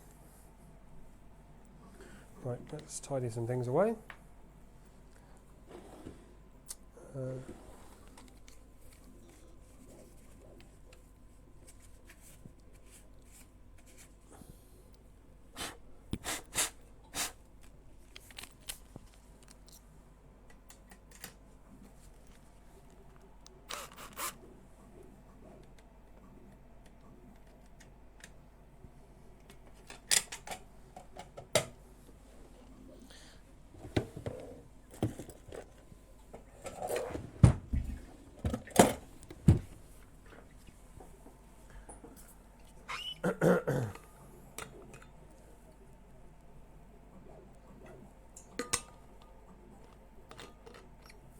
I'm going to have a very quick break, about 30 seconds.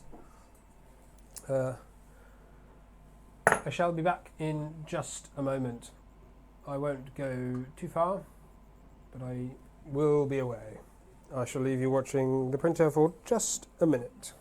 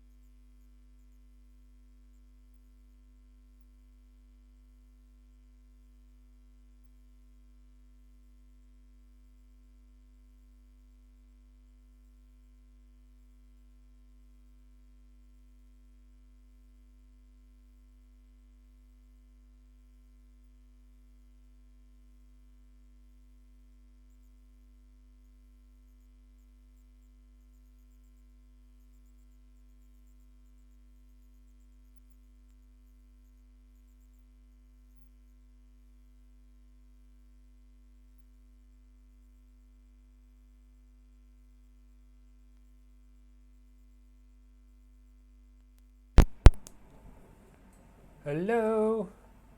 That was a slightly longer 30 seconds, but it was about 30 seconds.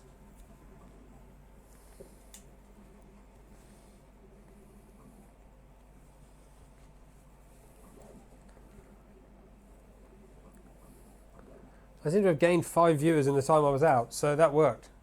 Cool.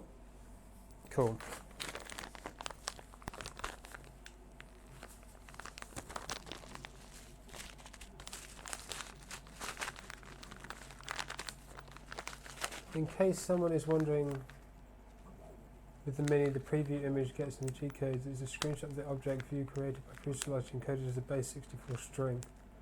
Strings included in the G code files, comments, and labeled as thumbnails. That is pretty sweet.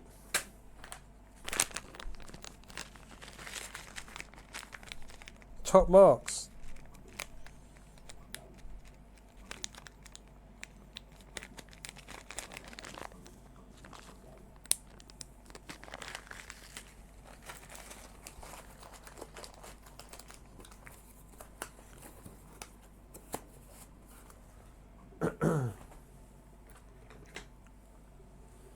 Right, that belt can go in there, those clamps can go down there, that can come over here, that can go on my seat.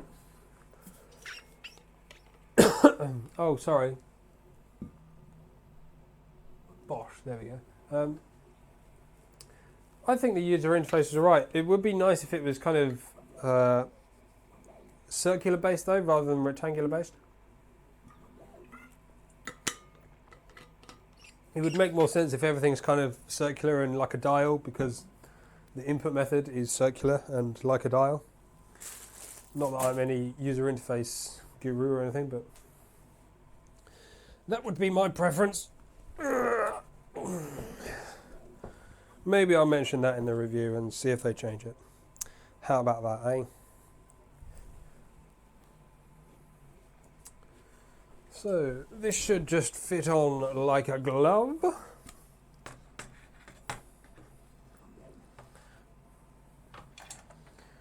Bloomin' brilliant. Excellent. Now, how on earth am I going to get the belt the right length? Not the foggiest. Make a guess and hope it's long enough. It would be best as a touch interface, that I do absolutely agree with. Would they be able to do it for the same price with a touch interface though? Because I wouldn't pay more for a touch interface, just because it doesn't get used that much. It's used for it to be kind of quick and responsive, which this is, compared to the Mark 3S, which is laggy and difficult to control. But I wouldn't necessarily pay loads of money for a touchscreen. Right, let's see if we can get this on. Oh, this is going to be difficult because I'm facing the wrong way to do this. You can't see this really at all, can you? I guess we'd better turn it round and I'll work standing up. Oopsie daisy. How about there? How about that? How about doing that?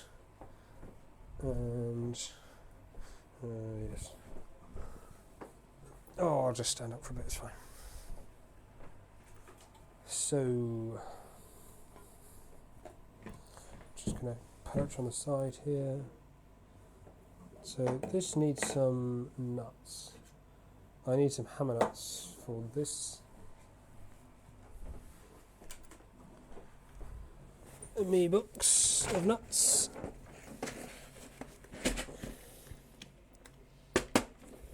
Ooh, these look like the right length screws as well. 4 of those.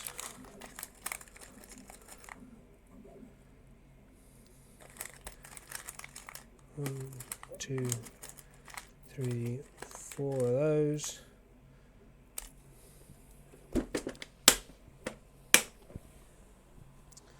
That's that. And I think we're also going to want 4 and 5 by 10.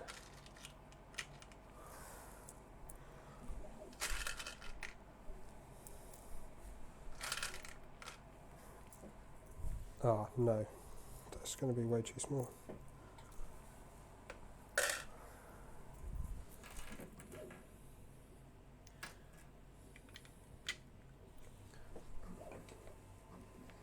That is even barely long enough. Didn't control my lengths here according to screws particularly well. Not proud of that. So just getting these screws mounted on here.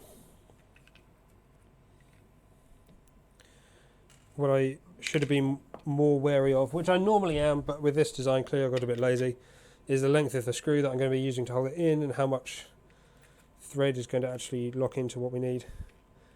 In this case it's now not going to be very much because I've made this like 12mm, which means I can't use like a 20mm screw because it'd be too long, and this 15 one is not quite long enough, so yeah, bit of a nitwit there.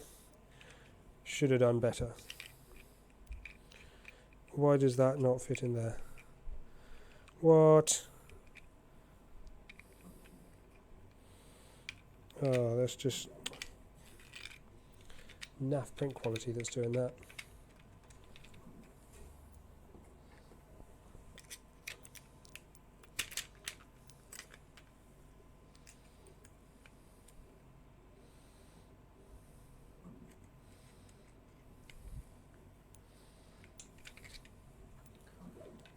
Oh, you probably... Oh.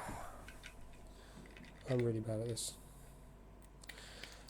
Let's get that in there.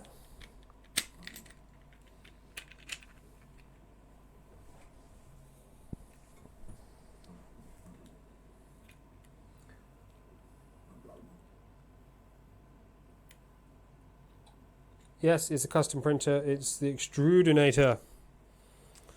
Oh, have I been a silly Billy? I need to get some M5 nuts in there.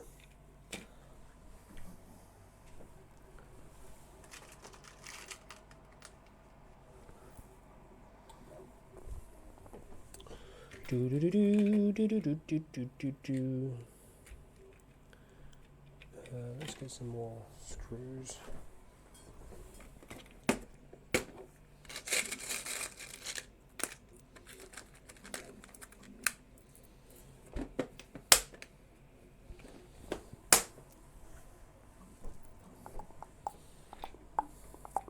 The downside of this part is that the parts that I needed to screw into are also lining up with this. I really should have just moved them out a bit and not be so... Why did I not move them out just a little bit? Sometimes I just forget the most simple things, which can be a little bit frustrating, but basically these heads are now clashing with the holes. I think it'll work, but I really need to put the those nuts down in there first. The captured nuts need to go in the bottom.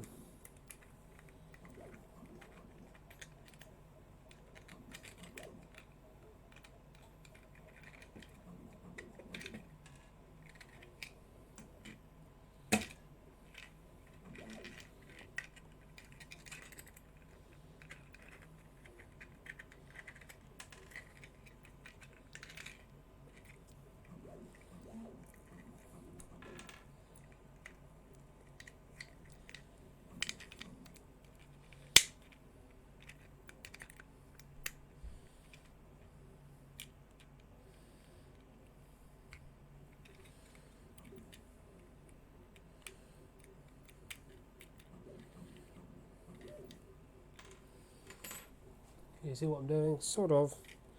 Trying to get these nuts in, but easier said than done and all that. What I'm going to try is putting it on this end first, pushing it in part way, and then grabbing it from the other side.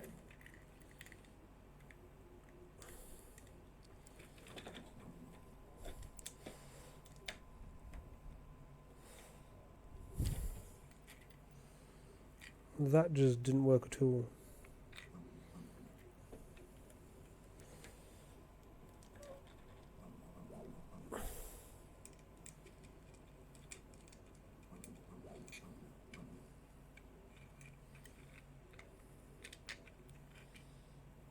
Yeah, there's some plastic in the way down there. Oh, I thought the print quality, although bad, was just about good enough. It looks like it might be just about bad enough to not work.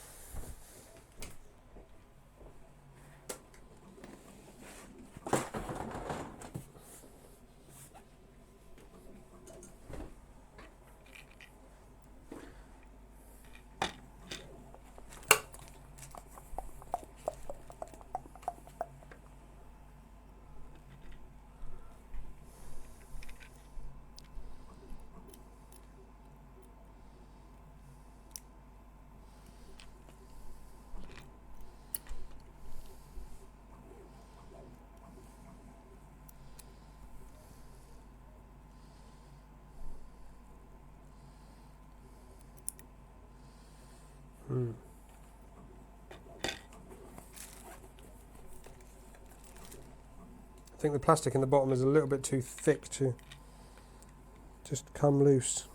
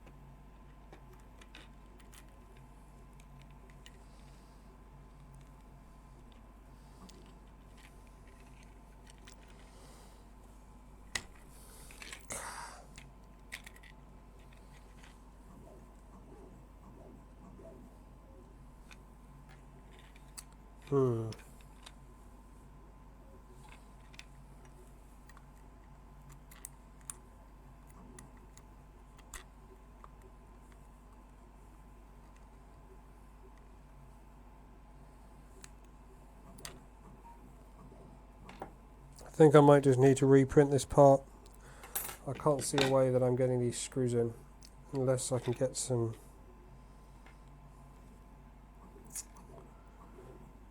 Do I have any longer M5s? I think these 20mm ones are the longest I have.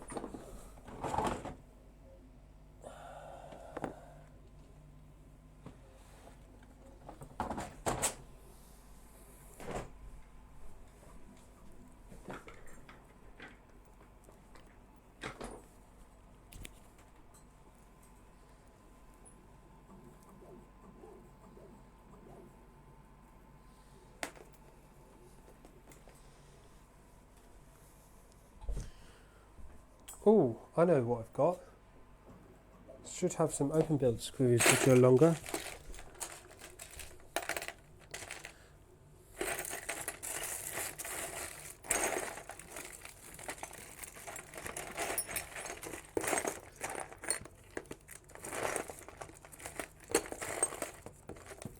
I know what we can do.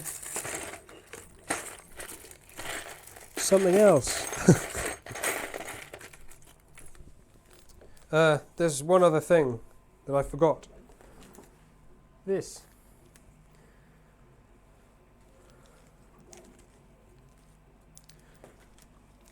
So, well, that's a longer screw. But while I'm thinking about a better way to do that, we can. Oh, I want to be careful about this because that bit could slide off at any moment. So at the moment in here I have the 500 degrees Celsius thermistor, and I'm going to swap it out for the more practical 300 degrees C thermistor. So let's see how easy that's going to be. Probably pretty easy, because this extruder is pretty easy to work with. Take that, undo that. Probably don't even need to do this, to be honest, just to be safe. So that gets that out. Then we need to, oh god, adjustable spanner. The Cheats adjustable spanner. Carefully remove the old one. Oh, I'll cut a zip tie. Didn't think of that, did I?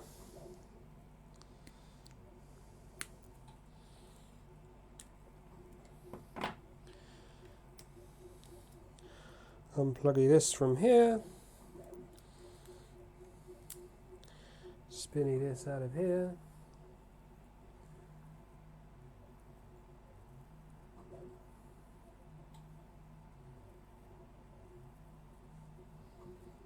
There you go, that's the 500C thermistor, and we simply put that there, take the 300C through and plug it in. Now obviously there's some firmware configuration I need to remember to do because they are different. Other than that, that should be as simple as it is.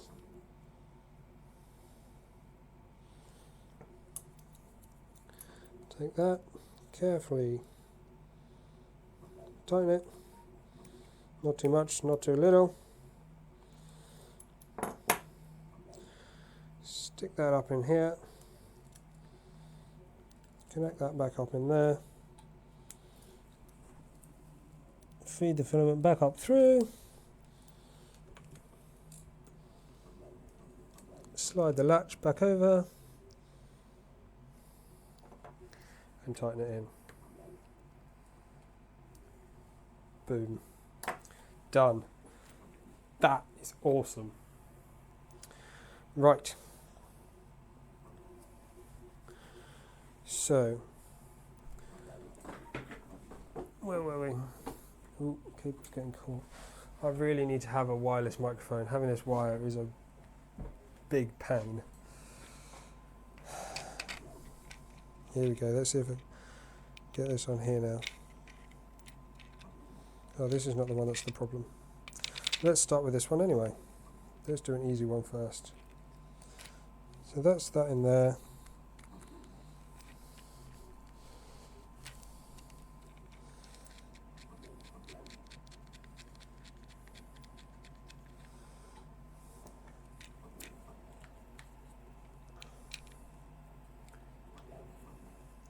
If you want to see it printing, you can. There are videos of it already. It's not. This is not a new build today. This is doing some upgrades.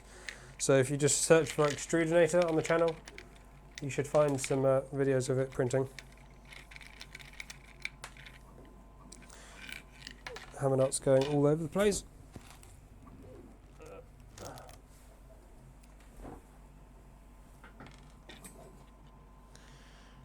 Right, that has worked, I think. So.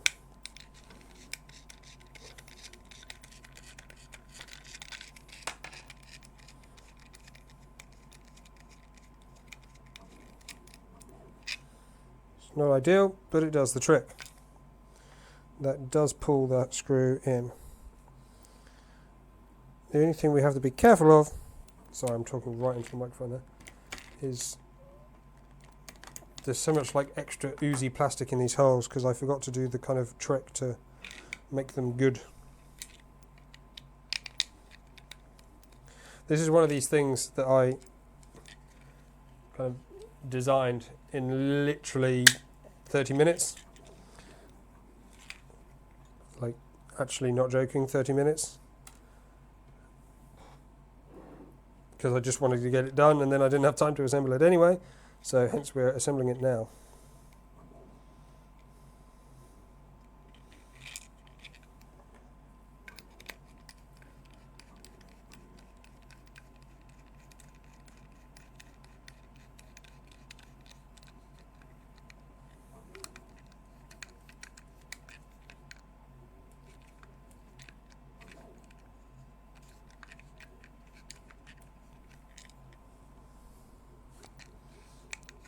Oh, this is not good.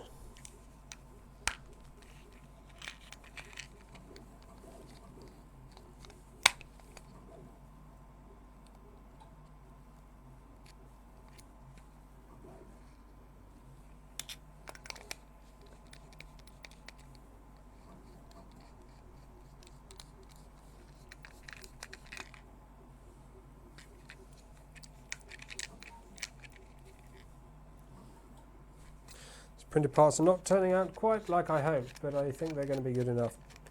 Just. I did actually, I don't know if anyone else does this, but I had a look at the STLs for the Prusa Mini today and found some interesting new design features that Prusa are incorporating into the Mini, as in like CAD design features. So I was tempted to make a video on that. So many things, this is the problem. I just want to make a video about everything, but time does not allow it. This is the one thing I'm trying to change in 2020, to control better what I commit to making videos about.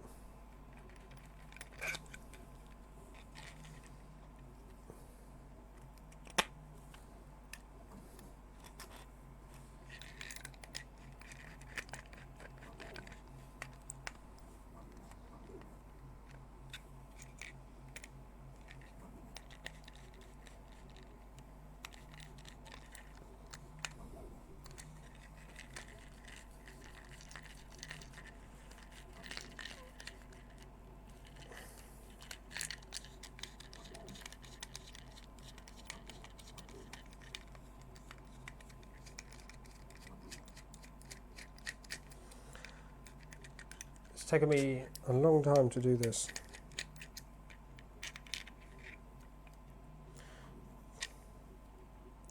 A lot longer than I was hoping.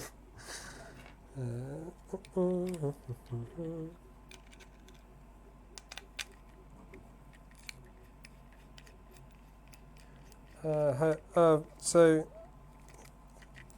the design features. So because I do a fair bit of CAD, it's always interesting to see the little tricks that are incorporated into printed parts to ensure their reliability, consistency and things like that. And Prusa always have some interesting stuff there, because obviously they have a massive print farm that's just constantly printing. So any time that they can take out of that process or ways that they can improve reliability are big benefits for that business. So I like those like little design tricks. Yeah, my videos are definitely not very natural speaking. I am very aware of that.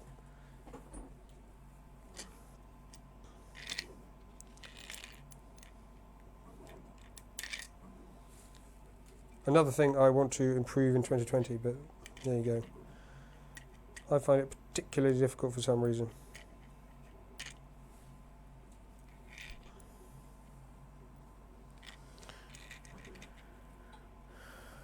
Oh dear, that's not worked. So these screws need to go past these nuts. If they don't, then it doesn't work.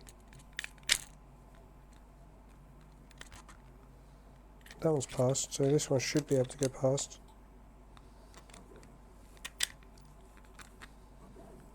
Nope.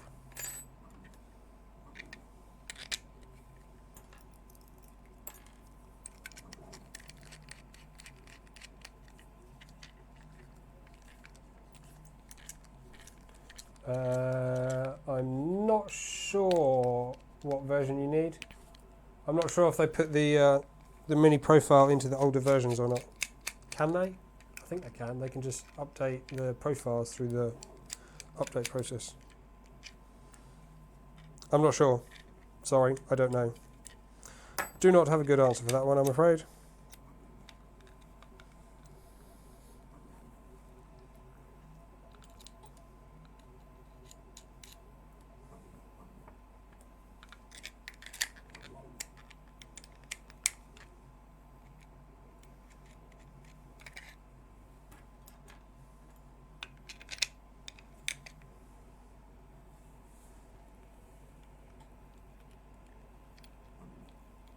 Yeah, you can do the live update for like the actual printing profiles, but I'm not sure if that counts for the actual, because it's part of the configuration wizard. I'm not sure if that works in exactly the same way.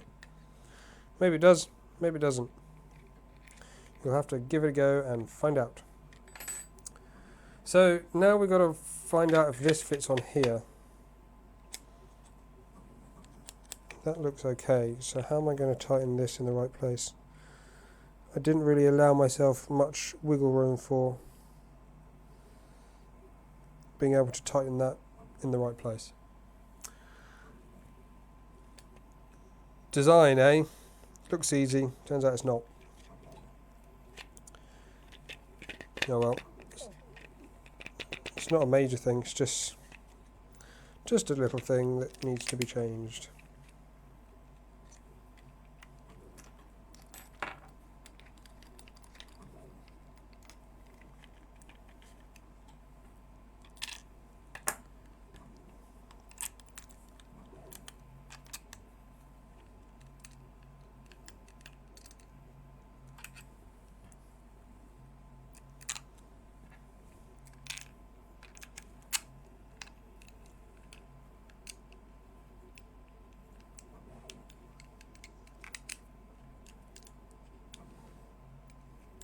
Oh, that step motor wire is pointing out a different direction to what I wanted as well.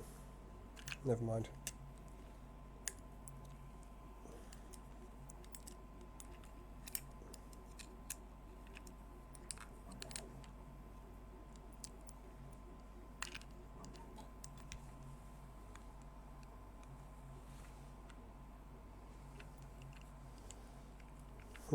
That's not going in properly for some reason.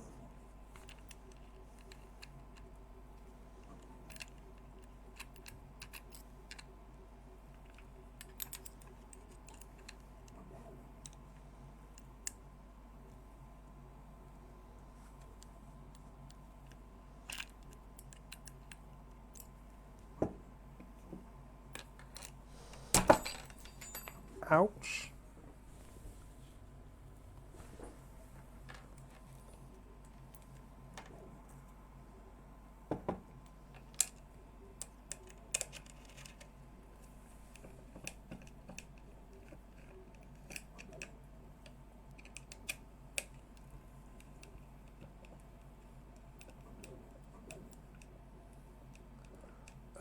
The only, well, I have really no experience with OpenSCAD. I know approximately how it works, but I've never actually used it. I've generated stuff from like open source things, but I've not actually created anything from scratch. Why is this binding?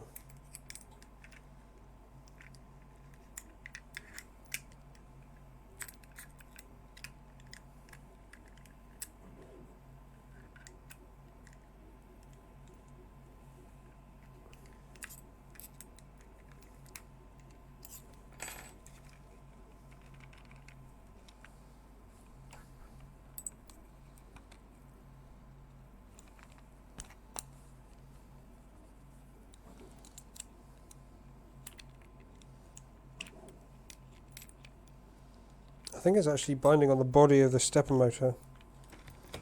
These heads seem to be slightly too large for this, which is kind of annoying.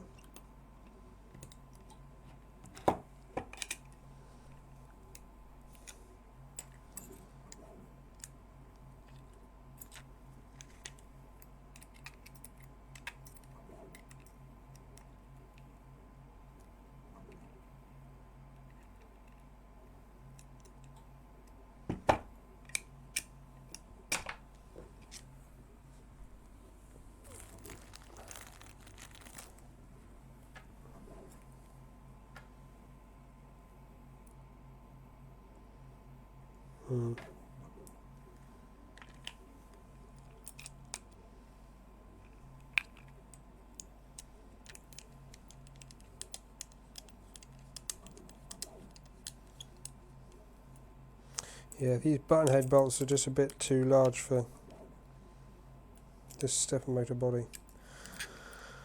Oh, that's frustrating.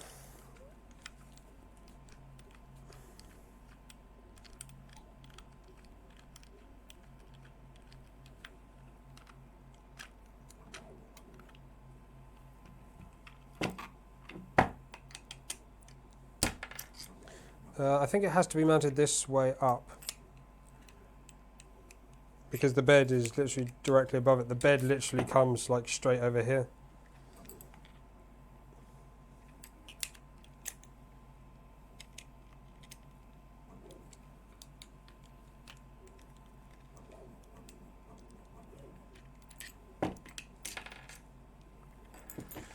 So do I have any other screws? That's the question.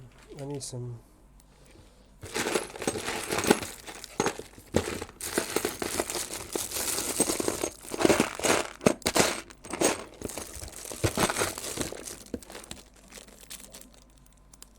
Well, that's some screws. Conveniently in a nice little bag.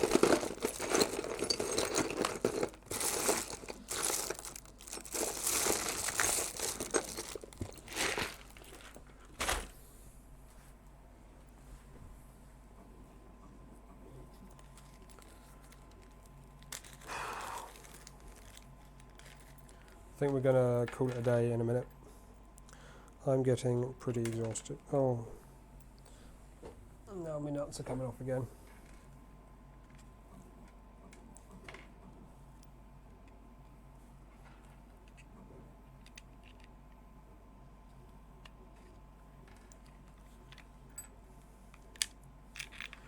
Oh, the hell.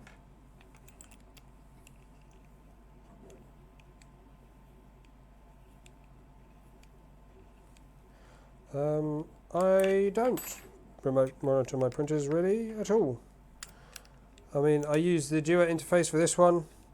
I used to use Octoprint, but configuration for multiple printers was a pain. I tried Repetir Server for a bit. That worked well for multiple printers, but then changing configuration all the time and all that kind of stuff and having to move printers around made that a pain.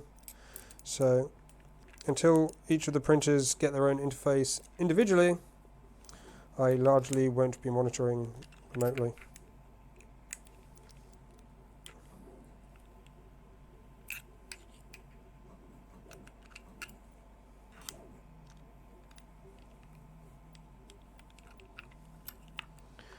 I did look at the open builds options for metal brackets and couldn't find one that would fit this scenario, unfortunately. I will definitely end up with full metal stuff because I don't think this realistically, well, it's probably enough, but it's not ideal. In the long run, I definitely want to have all metal parts rather than plastic ones, but this, I want to be able to, the reason for this part is to basically test the geometry and the positioning of everything. Once I know that this is the right position, I can potentially look into spending some money on some metallic parts.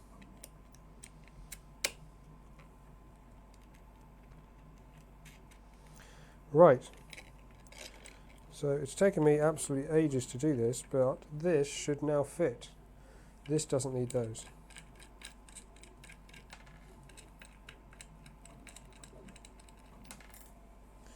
So they can also be longer. But do they need to be? Probably they'll be okay. Right. Hopefully that won't come out.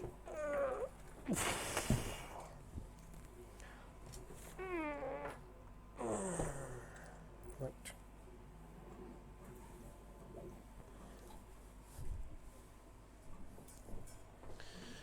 So this should just simply fix onto here. Oopsie daisy.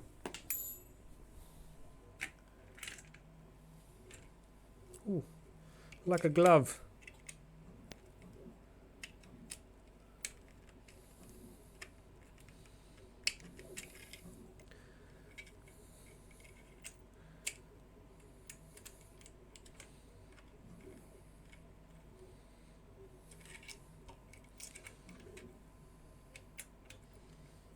Yeah, I mean, obviously I don't want this really sticking out here, but I think it'll be tucked around just about okay.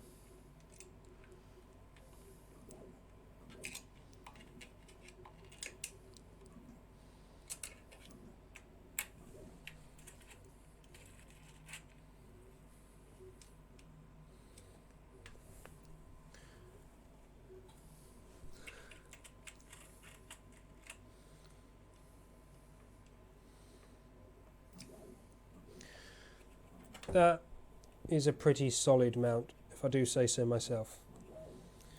It might not look beautiful, but it sure as hell is going to work.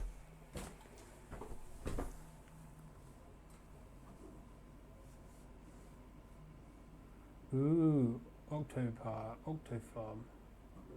It just sounds expensive. I need a Pi for every printer. I suppose I can probably do that. How's Pi Zero? I mean, I know they're a lot cheaper, but are they good enough for doing that, Octofarm? My big problem is with zeros is you can only buy one at a time. I'm pretty sure that's still policy at every single shop. So you have to wait for like an order to be completed or wait a certain amount of time or something daft before I can buy a second one. So I can't just like go ahead and spend £80 buying 8 Pi 0Ws or what, I think they're like £10, aren't they? Because they just don't let you do it.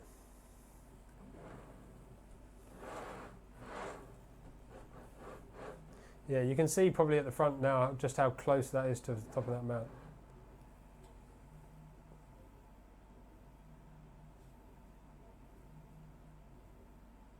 Yeah, Repetier server. I did a video on Repetier server, sort of on Repetier server. It was more of the 3D printing element of Repetier server a little while back. The trouble is then the server's in one place and my printers are like scattered all around the room, so I have to find a way to connect them all to that.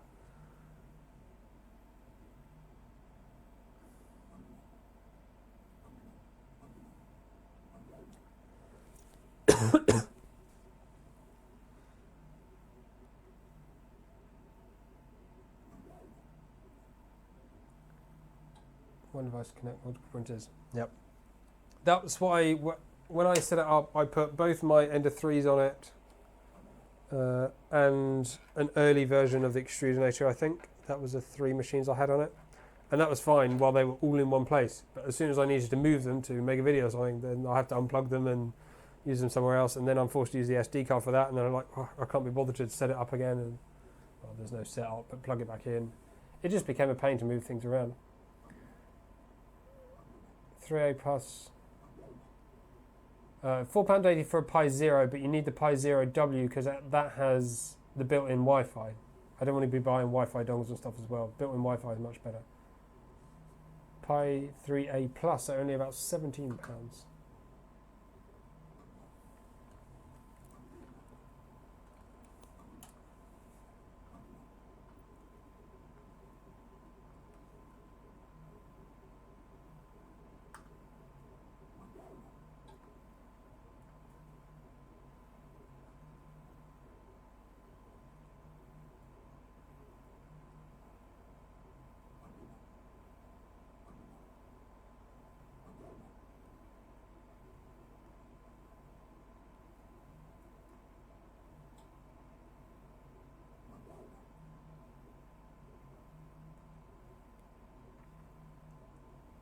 So I'm just browsing the internet looking for a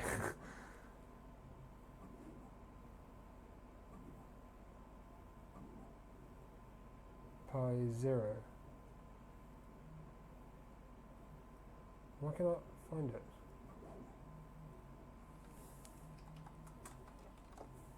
Zero W is £9.30-ish. The A sounds like it could be a feasible option though. The Model A Plus is kind of a shorter, stumpier version. It's got HDMI. I wonder when the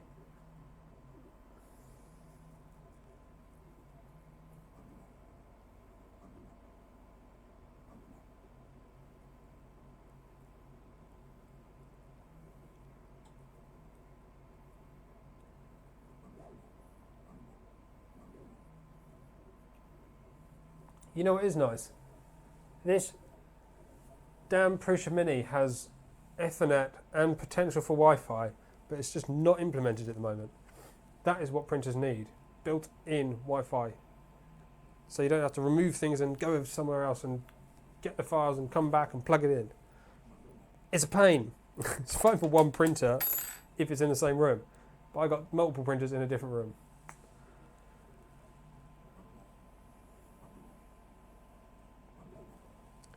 Yeah, cubes is not the only thing like, this is the first time I've printed cubes. It just happened to align with when I did the live stream, which is unfortunate because they're obviously not very interesting to watch. Right, I need to work out a belt length somehow. This is not going to be very easy. I reckon if I put this idler on,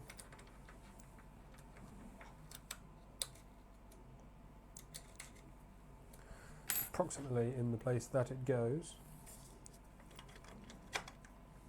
not there.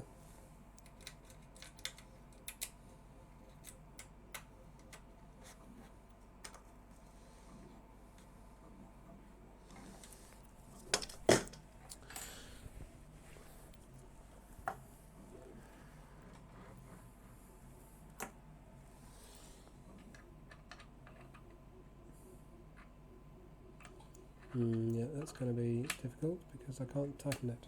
Damn it.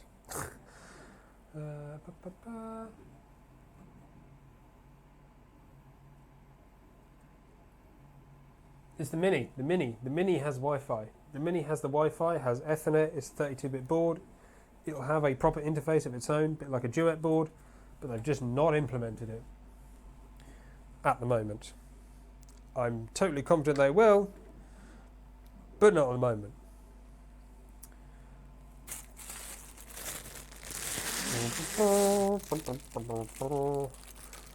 How long is this belt going to be? Very, very long.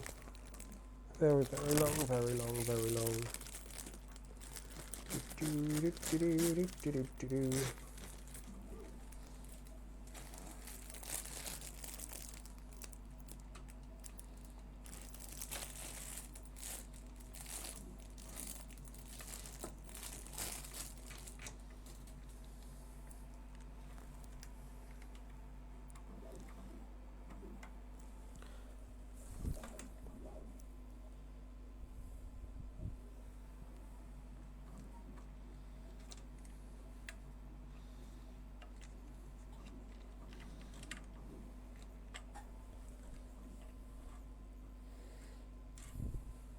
Oops.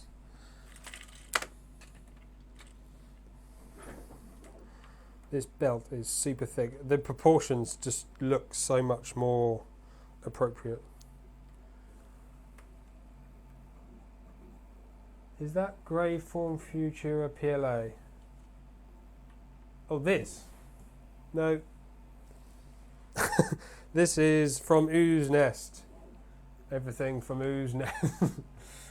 It just happens to be, because I like this light grey for doing test prints because it shows up issues a bit more easily. Happy holidays to you too. Merry Christmas and a Happy New Year, and I shall see you soon.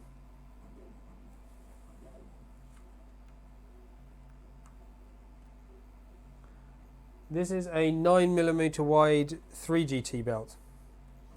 So it's super thick.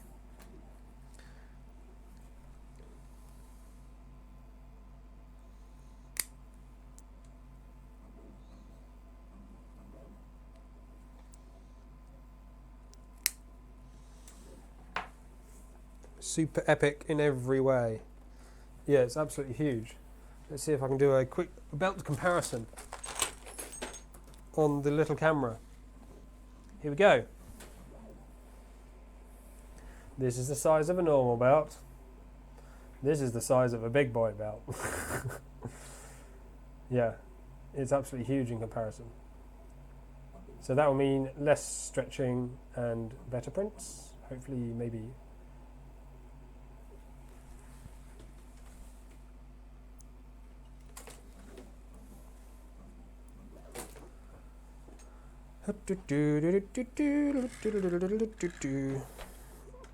Oh, I can't take that out that end because this is in the way. So I'm doing that thing again where I'm working on the other side of the camera. Sorry. I don't know what I can do about it really. Well, I sort my life out, but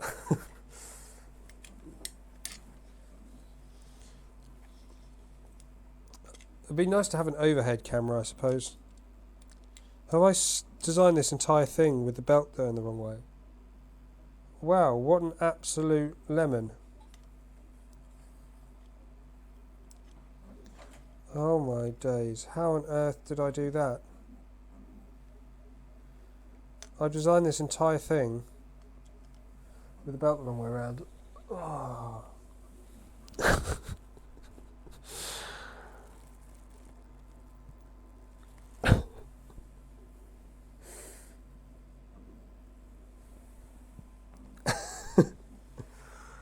So basically, the teeth on the setup that I've done here are pointing outwards, which means as they go round the end, they're pointing outwards, which means they won't grip the teeth on the pulley. What an absolute fool.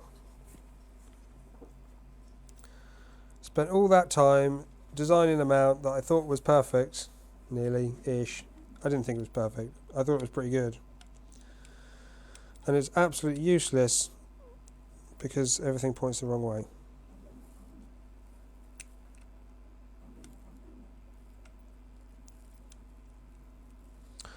What a fool. What an absolute fool.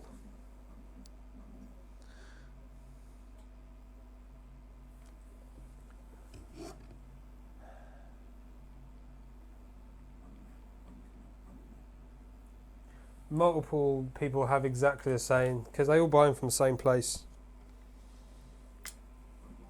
They don't manufacture their own filament, they just resell basically.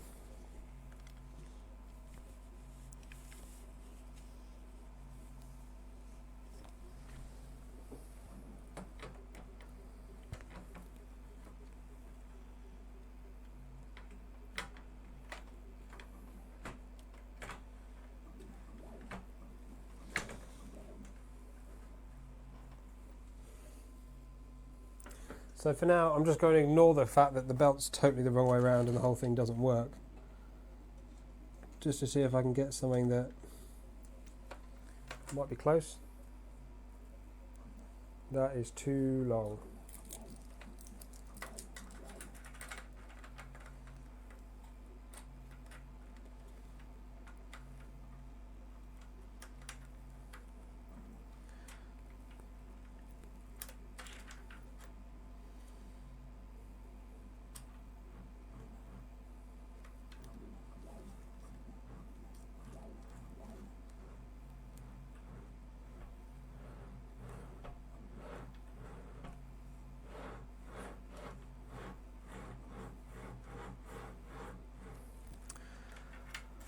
Right, I think I'm going to stop there. I know it's all in a bit of a state and I've not really finished anything. I did do the thermistor and the motor's on, but this I'm going to have to change, so I'm going to have to go back to the CAD on that and do a new print, so I don't think there's much point in me carrying that on any further. Slightly annoying. I was kind of hoping that that would have gone a little bit better. Oh well, you win some, you lose some. 10:30 now. I might be back tomorrow doing a live stream either during the day or in the evening, not too sure. But as it's obviously getting very, very close to Christmas, I don't know how many people will be available. So it may not be worth it. We'll see. I'll obviously stick the live stream up, try and do it at least half an hour before I actually do a live stream. So you have... Oh, excuse me. I'm quite tired. Some semblance of a warning as to when it's going to be. But it will be a little bit ad hoc.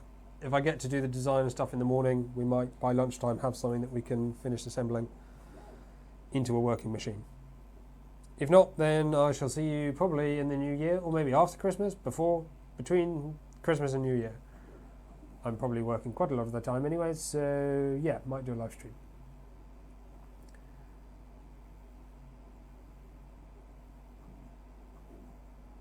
Turn the belt the correct way around, put a self-tapping screw through the belt into the plastic part. Nah. We'll just design it properly. I'm not going to worry about that right now. Thank you very much, Rob UK. Hope you have a good Christmas too, and a Happy New Year. In fact, all the best to everyone. I hope you have a good Christmas if I don't see you tomorrow. Happy New Year if I don't see you before then. Don't forget to subscribe. We're trying to make 10k by 2020. I don't know where we are at the moment, but I think we're reasonably close. Let's have a quick look. 9,724, which means we've got 276 to go. It's got to be possible. It's got to be possible. 276 in 8 days, 10 days. Come on, it's got to be done. Anyway, see you tomorrow, or soon, or later. Bye bye everyone, and thank you very much for watching.